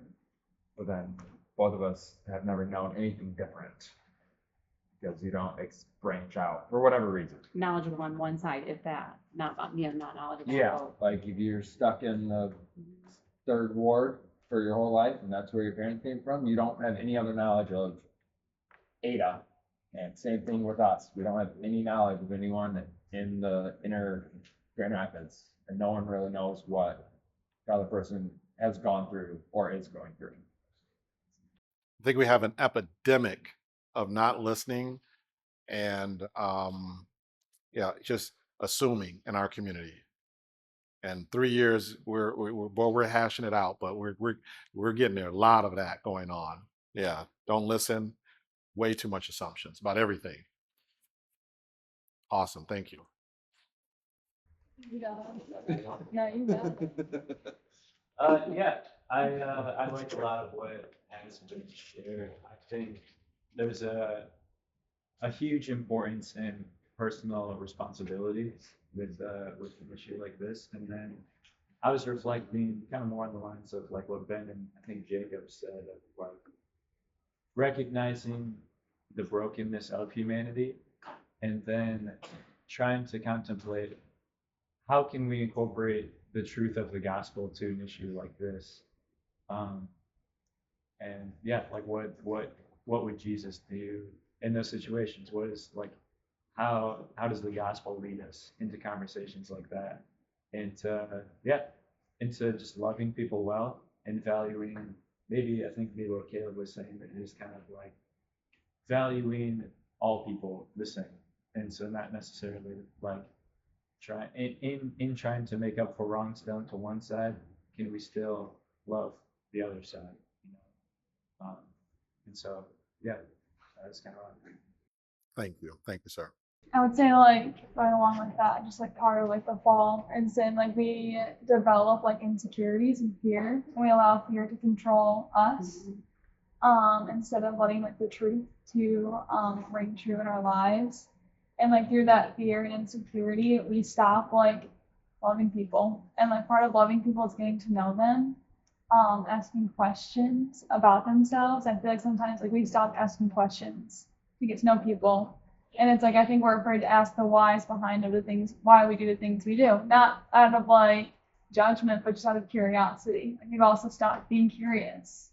And we just kind of like stuck to the facts of what we're told. And it's like, all right, you like that's what you know, just keep with it. Instead of being like, well, why is it like that? We're like culture, like people do things differently. It's like why? And it's like, well, that's just how like there's beauty in culture. So like ask them about it, you know?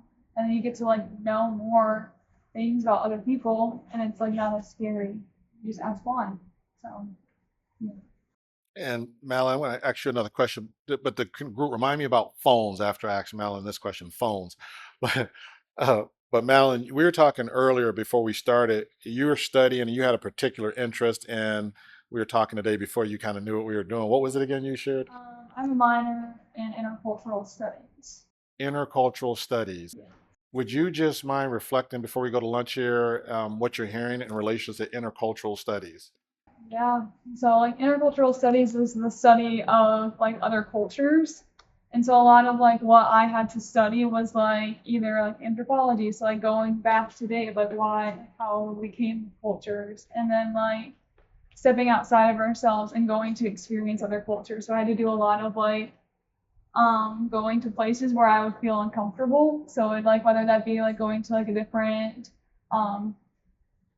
religious group and just like attending like a service of theirs and just like learning from it and observing from it and like talking to people about it and just like learning about like, hey, like this is what they believe, like why do they believe in that, or like what does that mean for them, or how does that shape their life, and like not just like asking to just like judge, but like asking to truly get to know them and just be like, all right, like yeah, like that's just like you are going outside of yourself, and you are not just here in Grand Rapids, like you're not just in a bubble. There's like a ton of different cultures. Like we've got some people who go to different schools. Each school has its own culture. Our church as Ada Bible, like we all have different cultures amongst each different campus. Like we're united as one church, but like there's so many people being represented within that church. That's a beautiful thing. And so it's like trying to get to understand more people through just asking more questions and looking outside of yourself. And we lived, Mal and I lived, oh, I didn't live there, I traveled there. You lived where again? I lived in Chiang Rai, Thailand. In Thailand. And so I, spent a little time over in Thailand too. What did you think the biggest differences you saw after you settled in, after, the newness has gone away, once you settle in, now you're living, what are some of the biggest differences you saw in the Thai culture and American culture that stuck out to you? Good question. I mean, there's so many differences. First of all, like the way you greet people in Thailand is so different than the way we greet people here.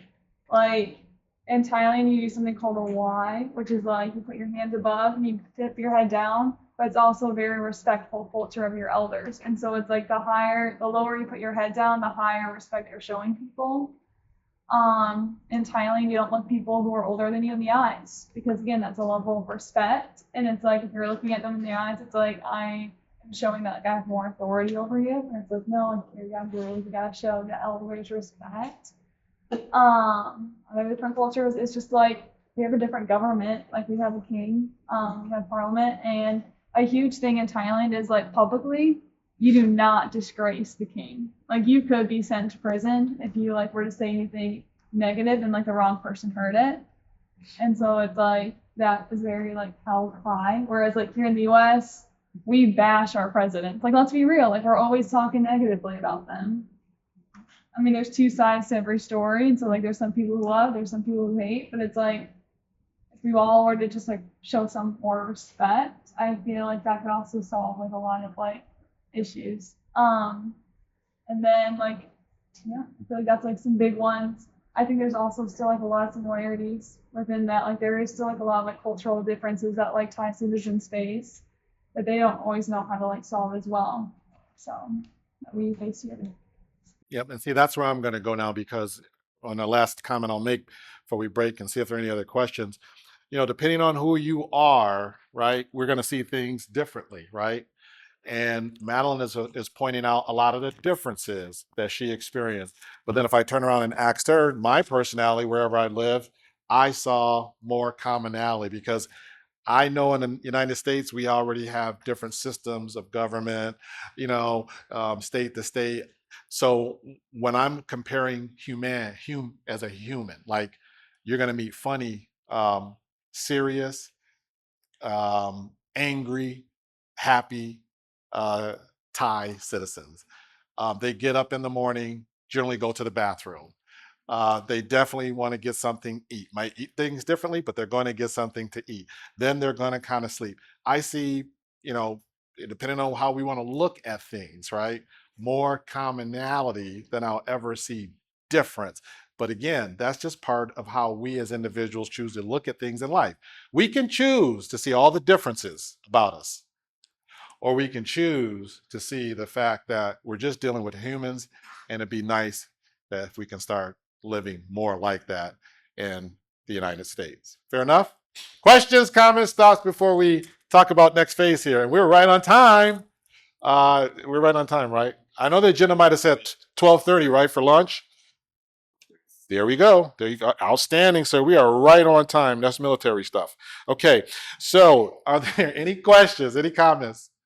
Okay, what we're going to do is is it okay if we take and here's your choices. We want to take a 30-minute lunch, and then we were going to go on a nice little 40-minute walk, no more than 2 miles. But I wanted to take you to a couple of minutes, do a little bit of crawl, take you to Rosa Parks, see what we're trying to do out there, come back here, and then all we're doing when we come back is having you share a little bit more, connecting those sheets, a little bit of kumbaya, and seeing who's going to help us on the next event, and then we're out of here. So folks, we're going to go on a little bit of a crawl, and It won't be a long crawl, but again, just while we were downtown, I thought there's so much going on downtown. Again, I live down here. It's a very active and a walking downtown, and we're kind of proud of it. And so I'm just going to walk you toward a street, starting with the police department, hit a couple shops, then we're going to hit Rosa Parks and an ice cream shop and come back. But I do want you guys listening. Think about the conversation, right? We've been having this morning, because I want you to bring some of what you might see back as we wrap up our conversation. Fair enough? You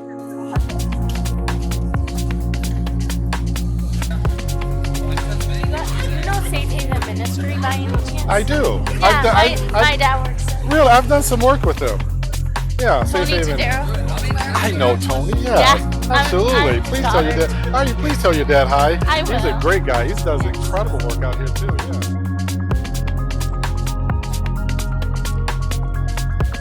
We're gonna stop in here for a second because a lot of people don't know about the Morton, but you get a little cool air too. We're gonna go up to the second floor really quick, or fourth floor. I want to show you guys something really quick. Not everybody. We're gonna have to take 2 trips. We're gonna take 2 trips. Yeah. Thank you so much, sir. Sorry, okay, but I know we saw people who don't take the stairs. Okay, let's get our steps in. Probably will take a minute. He said someone's gonna have to open for you up top. That's what he did say. He said someone will open the door for you. Someone will be at 4. Well, no, it'll be regional. Oh, we can just knock and they'll be like. Yeah, knock on it and see if he did. Okay. Did you get that? Okay, oh, we're in.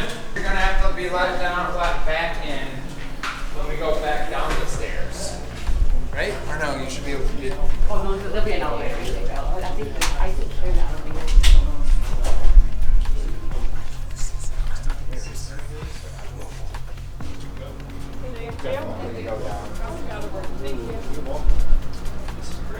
I'm so glad you're taking them here. When I saw them, like, wait, I'm going to the market. Sweet. And this is where we've had some of our youth. We have youth who like to grill. So we've had a couple incredible cooking contests out here, and they get to go hang out, like I said, downtown or wherever they want to be. But it's just one of the places that we have to utilize, to fundraise, and do stuff in a fun way. So when I ask for volunteers sometime, just know this is the kind of stuff we're talking about being, being able to do. What? See, that's what I'm talking about. Yeah.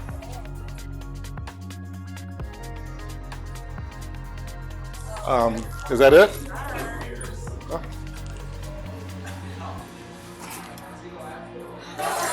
Wait, where's this video like gonna be? We normally just post it on YouTube. We think we'll beat everybody. We're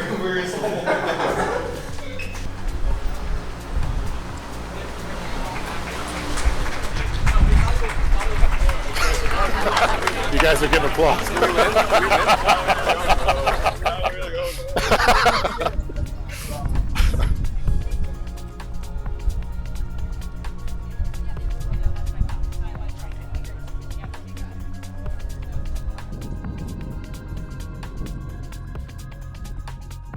So this is an information board here that most of the nonprofits will try to have information. People don't know that you can walk into the police department, get all kinds of info. You can ride with police. You can do all kinds of things with the police department. So that's a board that they have here. If you've never been in this building, this used to be a mall, I guess, for those who've lived here for a while, right? It used to be a mall, right? This is about as far as you get access to the department, but you're able to get in. If there is a restroom here. Beyond this wall is where most of the offices are, obviously. But we work closely with the department and have for 3 years, and of course it's their Fallen Heroes board. But I just wanted us to get a nice picture right on the front of the building on our way out.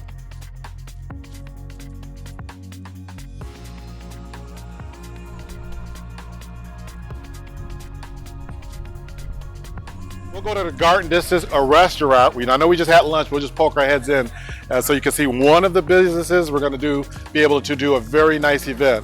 So I'm just taking you to a couple of the businesses now who are going to work with us to create some fun opportunities to bring our families, entertain them, fundraising, etc. Beautiful place, some of the best food downtown. Also, why I wanted to make sure you saw these guys. So didn't want to slow up too much, just wanted you guys to see.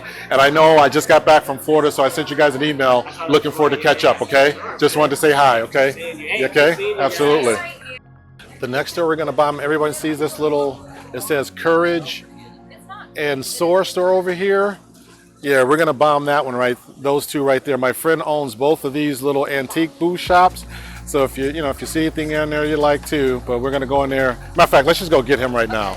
Yeah, we just gotta go get him right now.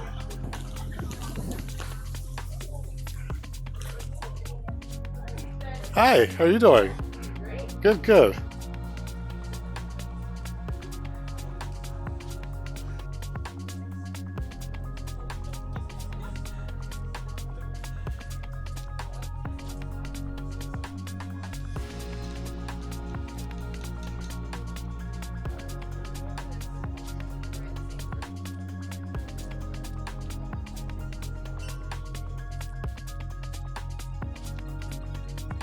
Group of students from Ada Bible on a day of service. So they're working with Seeds of Promise and yes, Ada Bible Church. Ada Bible Church. Yes, sir. Well, listen. Have you ever heard of Gideon's? Gideon's? Gideon's. I have heard of Gideon's. Now, who's your denomination? Do you associate with the church? Yes, Ada Bible. I'm a Sunday school teacher. Okay. You believe in Jesus Christ? Yes, sir. Okay. Oh, I got Spanish. You got Spanish? Well, I got here. This is what we're There you go. Yeah, Oh, we're excellent. gonna give you all Thank the you. gift. Well, thank you. Everybody's going to get a gift. You can find some help in there? Yes, sir. Okay. Now, the back of this is very important. Hold that up. Yes. With your left hand. There Okay. you go. Now, there's a lot of different denominations. We all know that. Catholic, whatever, But one of my favorite quotes are, in essentials, unity. In non-essentials, tolerance. But in all things, love. Jesus is about love. God is love, right? Hold that up in your left hand. We don't have a lot of time to go through that. Yeah. But smile. Okay. Yeah. Okay, he qualifies. Yep. Okay, I qualify. Now raise your right hand. You can hold Okay. it. And repeat after me. Yes, sir. I promise to read the last two pages. I promise to read the last two That's pages. the essentials. Okay. That's how you get to heaven. Okay. It's not about what you do. It's what Christ did on the cross, right? Okay. So you guys do the same thing. Hold your Bible up in the left hand. Open the last two pages. There you go. And now smile. Okay, good smile. Now raise your right hand. And all together now. 1, 2, 3. I promise to read the last two pages. All Amen. right. Thank you, sir. Thank you very much. Pleasure to meet you. Thank you. Thank you. You never know what's going to happen downtown. That's why we like downtown.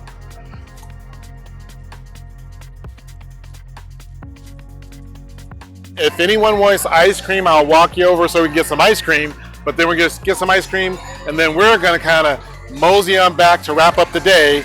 But if you don't want ice cream, you can always have a nice seat under an umbrella until we get back from the ice cream shop and walk back. Fair enough? Okay.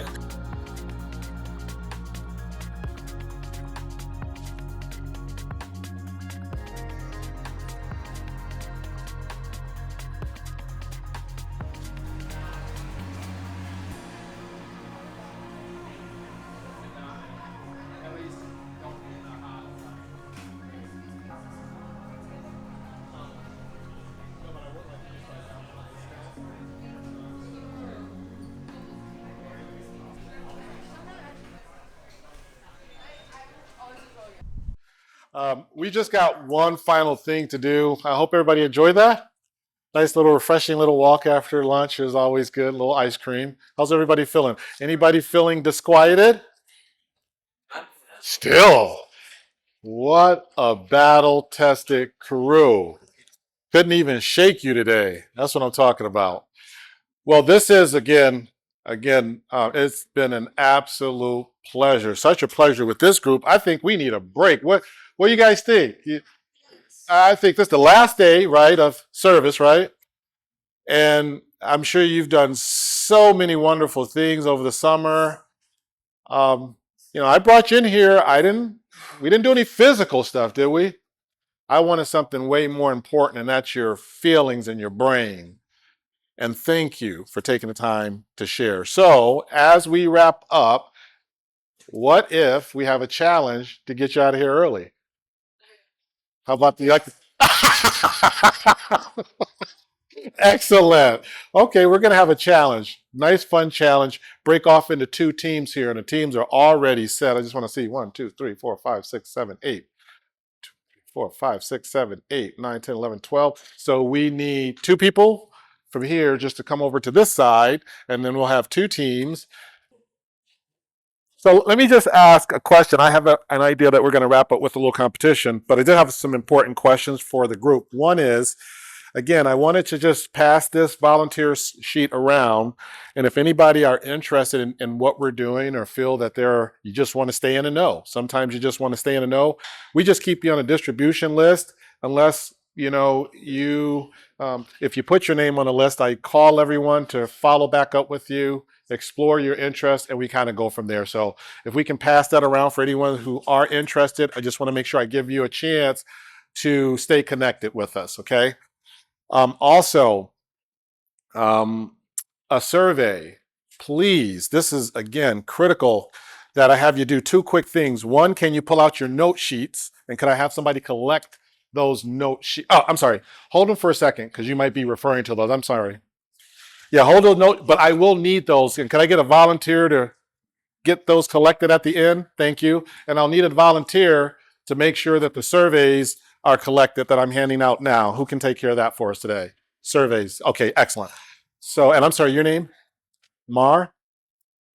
So could we all make sure that we get the surveys to Mara, and then... Mitch, how long does that keep them in? How long does that keep them in?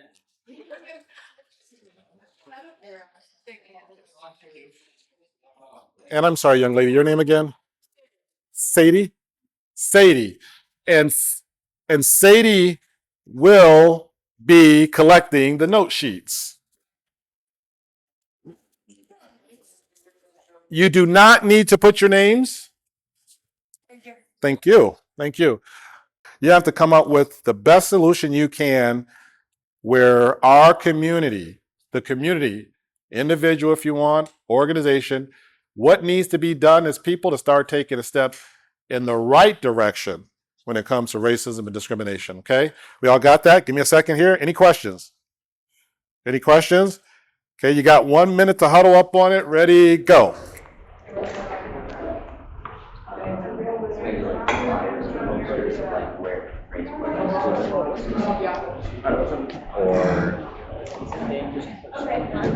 I just like rolled over for no reason. Like having posters. Okay, team 1, what do we come up with? Who's the spokesman person over here? Cole. Yeah. Cole, you're the spokesperson. Who's the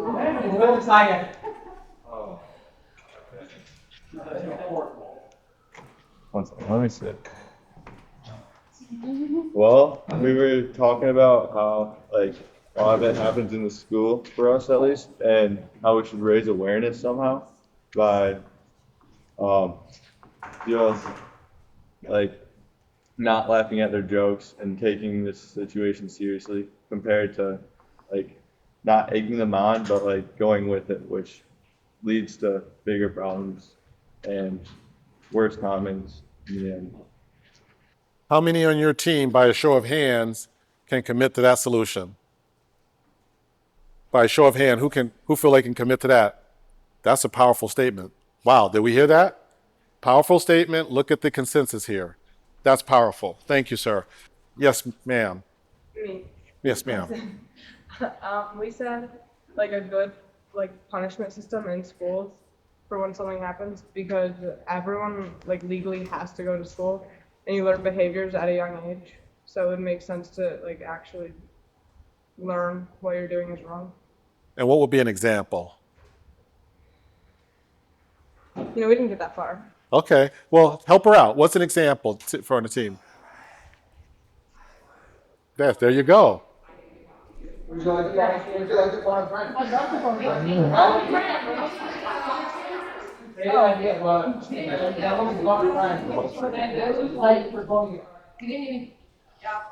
Because I heard accountability is what I'm hearing. That's why I wanted, right? Is that what I'm hearing though? The accountability, please? As an example of having teachers or adults, or even other having, whether it's adults or other high school students coming into maybe even elementary schools or middle schools, to kind of get ahead of some of that behavior before it can even start. Of proper education in just how to be good people and how to prevent the bad behaviors from happening before they even get a chance to. Okay, I'm just going to give you a scenario just to get your response and make sure I'm understanding the accountability, please. So, for example, in school, when you guys were saying all these jokes that are going on every day, right? What should happen to a person once they've been given opportunity and warned and educated? What should happen when there's a situation where they've made a joke or something like that, and somebody feels there needs to be action? What type of action are we talking about? I think they should be talked to, and then they should like have to apologize and do some research on it, and then they should have to write a paper on why it was wrong. Okay. I like the accountability, please. Yes, sir. I think that one thing is to be like action to be like telling their parents or having them having the principal talk to his child's parents, and then because that way you can have some sort of a difference made in a house. I feel like that's where most of it comes from in household life. Boy, you guys just came back strong. I think kind of tying off that idea of having the student who made the joke or said the comment having to tell their parents.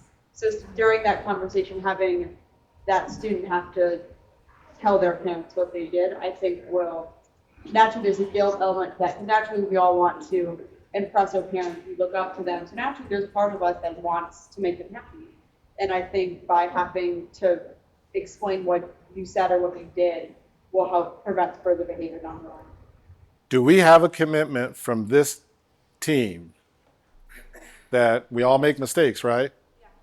But do we have a commitment that if you make a mistake and you're one of the persons that's done this, right? Sometimes you offend people, you don't even know it.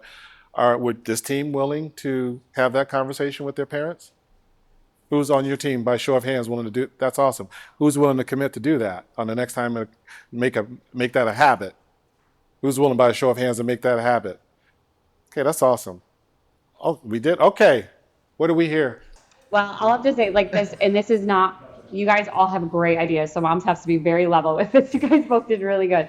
But I resonated more with this piece because of my familial thing I was talking about prior. But what I would say in that is the accountability piece, yes, having to speak to your parents, but I also think what the takeaway should be is when you've done something to someone, you should have to look them in the face and apologize for what you've said.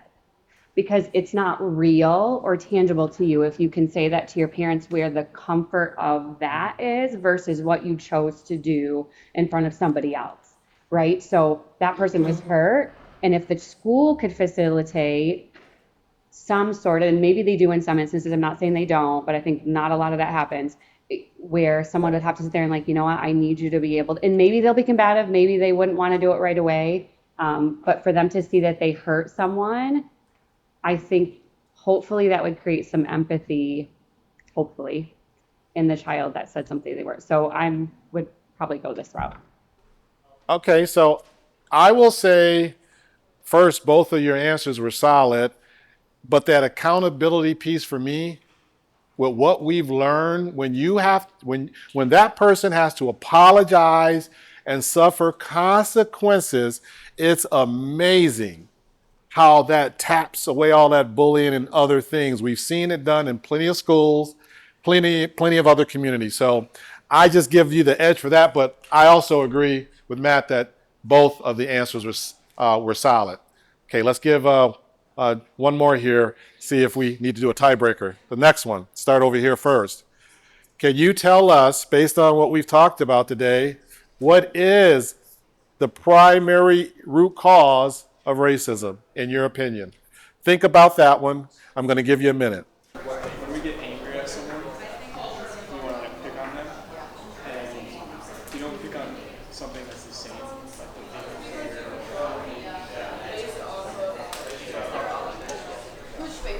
I think Spencer. 10, 9, 8, 7. What do we come up with? All right, so I was thinking differences between us.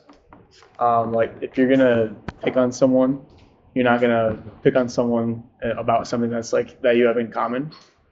If you're intending to be mean, and so that's where it started. And so you're picking on their differences, and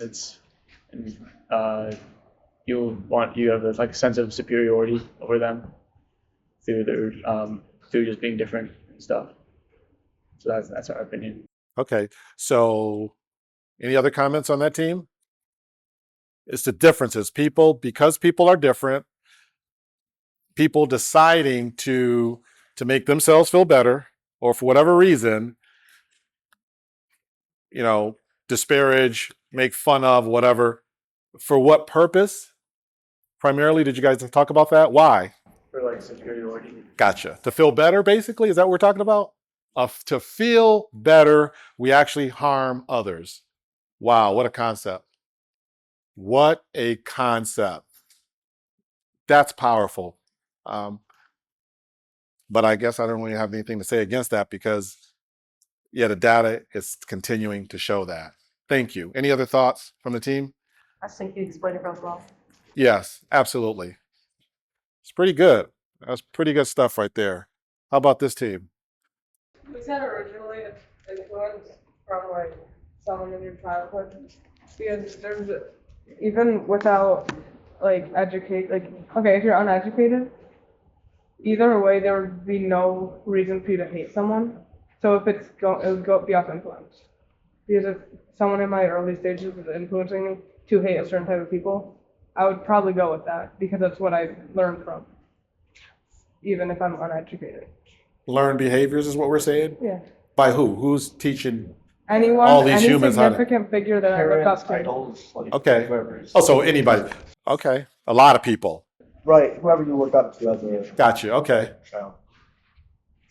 What? Wow. What do we have? So we heard making fun just because of people different is kind of weird to make fun of yourself. It's easy to pick on other people. To make yourself feel better, we harm other people. That's powerful. And I think that's why we're probably struggling with this because that's sick. It's like we got to wrap our hands around that kind of stuff, right? And then, we also talked about, over here, basically, just one more time for me because I almost forgot your comment. Your team, learn behavior. People are teaching this stuff. So it kind of goes back to the cultural stuff. Somewhere, somehow, they're being taught this stuff, which is crazy. That is absolutely crazy. What do you hear? That's crazy. Wow. What are you hearing? We have a winner. Yes. We're going with this team. Oh, nice job. And could you share, Matt, any particular reasons why? What was the thought process? I spoke. You guys can share. No, you were the one speaking. No, I think what you were saying was good. Just share. I don't even remember what I said. I don't remember what I said now. You're really good at talking. We're done. Lock in. Do you hear them telling us to lock in? The kids are telling us to lock in. Yeah. Okay, we'll do the It's been tiebreaker. 5 days. You're They're locked in. No, I got it. Sleep into the door. It was just. Well, I will say I could lean here on that one too.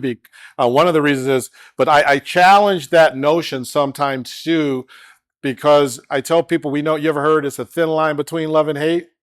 Yeah, just think about our families, right? Just think about those relationships. We deal with that kind of conflict on a regular basis.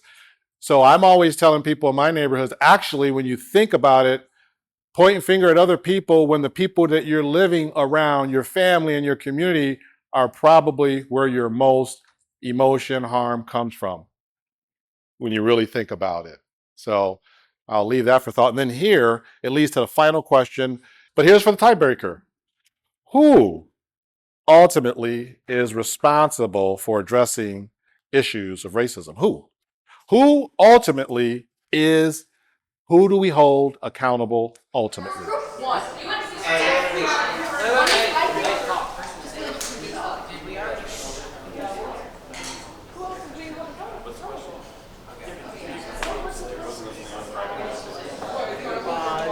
Four, three, two, one. Okay, time.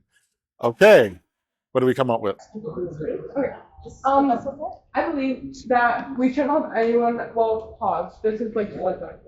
No one should be held accountable for like racism in general because that's like in the past. and like where it originated, there's no way to hold dead people accountable. So I think we should move on from that. And then if anyone who like is racist or has said something racist should be held accountable. And I think it's like pretty simple. Like as that. If you say something racist, if you say something that's not something you should be saying, then Because like even if like people are perfecting you overall, like it is like ultimately your fault if you want to add to it or if you want to like stick up for yourself and like what's yours. And the accountability piece, though, did your team ultimately say, like, well, who has to? You're right. It's like school, though, right? It's like everybody knows what we should be doing, but it's not happening. Yeah. So ultimately, until we identify who's going to be accountable for addressing this, it's probably going to be hard to do anything. Yeah, like ultimately, like when we identify it, we're aware of it, like in the school systems. Let's just be specific. If we want to, in the school, who is ultimately responsible for addressing all of the stuff that you've been talking about? It should be a responsibility that's just on one person, but is there for everyone in the school and everyone who is in that community to collectively come together to solve the problem. Absolutely agree. And based on our conversation, it's sounding like those things aren't happening. And so, where is a viable solution? Okay. So you guys, it's kind of one you're stumped on. You're going to say where you guys left off is it's really on the person. I think that's kind of goes back to like the other stuff because like if you get educated at like an early age, then it can like impact how you act in the future. oh, it's like Project Charlie. Yeah, except with like not drugs. Right. And Project Charlie. It's That's like talking about not doing drugs. like oh wait, it's like so basically, like older kids in high school, sophomores and up will go to the elementary schools and teach kids about drugs. It's like 4th through 6th grade, which I think is good timing. And then kids are more apt to learn from an older kid that they look up to than a teacher who they hear from daily. So like actually like they listen to it.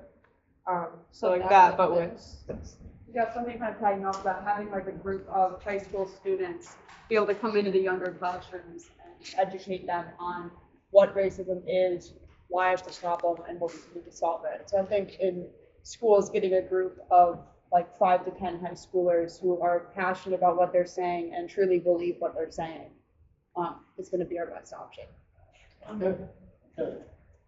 Well, just know any person in this room who has a passion for serving and want to get involved, just put your name on that volunteer list because you guys could be doing that next year. That's a great idea. It's awesome. Absolutely awesome. Okay, I like the answer. Well, wait a minute. We'll get the other team side here though. What'd you guys come up with? Because my question was, we needed what we were looking for was a practical solution, to who, like, is responsible ultimately for addressing these issues of racism. Obviously, we're not doing too good in many areas where we're going now. What'd you come up with? We said that you like as an individual should be keeping yourself in check, obviously. And like you should like educate yourself on like know how to handle situations and like just what like you should say and what you shouldn't say. But then the people who are teaching you that should be the people that like you have yourself surrounded by, so like your parents or your teachers.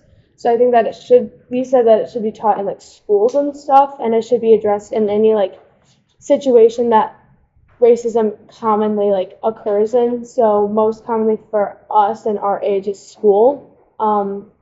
So in school it should be addressed by trusted, like respected people like teachers and counselors. And then in your home life it should really be taught by your parents and your mom and your dad, and because they're who you look up to. So if you like aren't having a role model to look up to, that's when things get like when you can like get these like racist remarks and stuff and like be like fall into like rude comments and stuff. So that's just like what we said.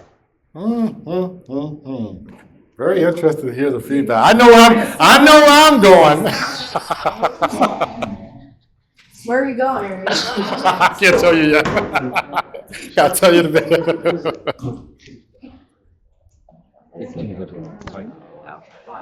Our final decision is this team.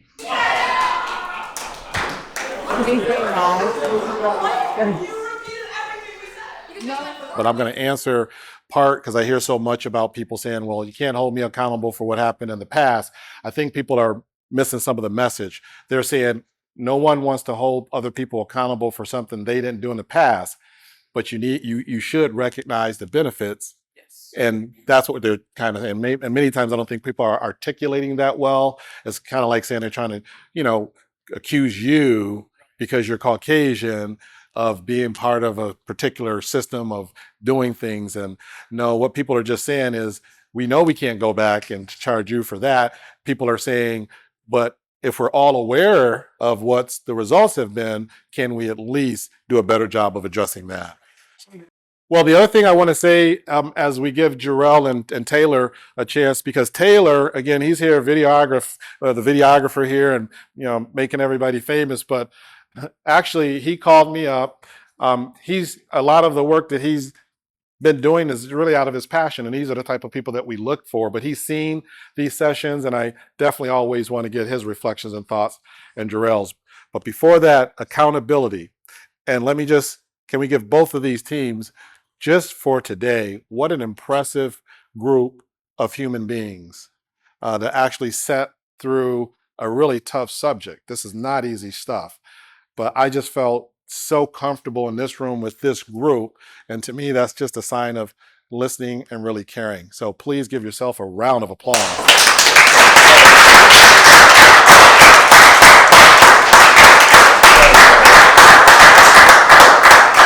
And Mal and Matt, and I'm sorry, sir, your name, first name again? Dylan. I just want to thank you guys again, because accountability is about the adult leadership.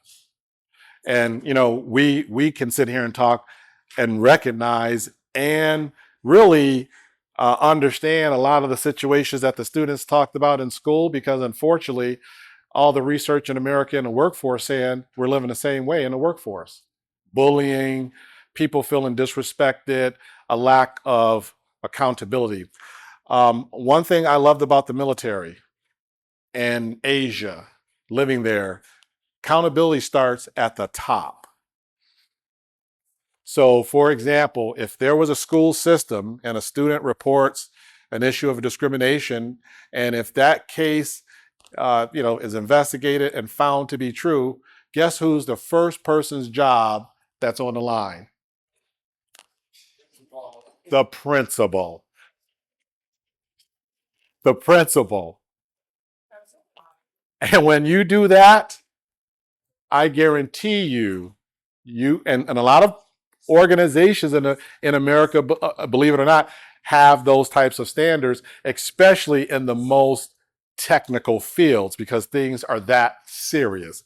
So if you want to get things addressed and cleaned up right away, and as an HR executive, I was very prideful in going into C-suites. Does everybody know what a C-suite is?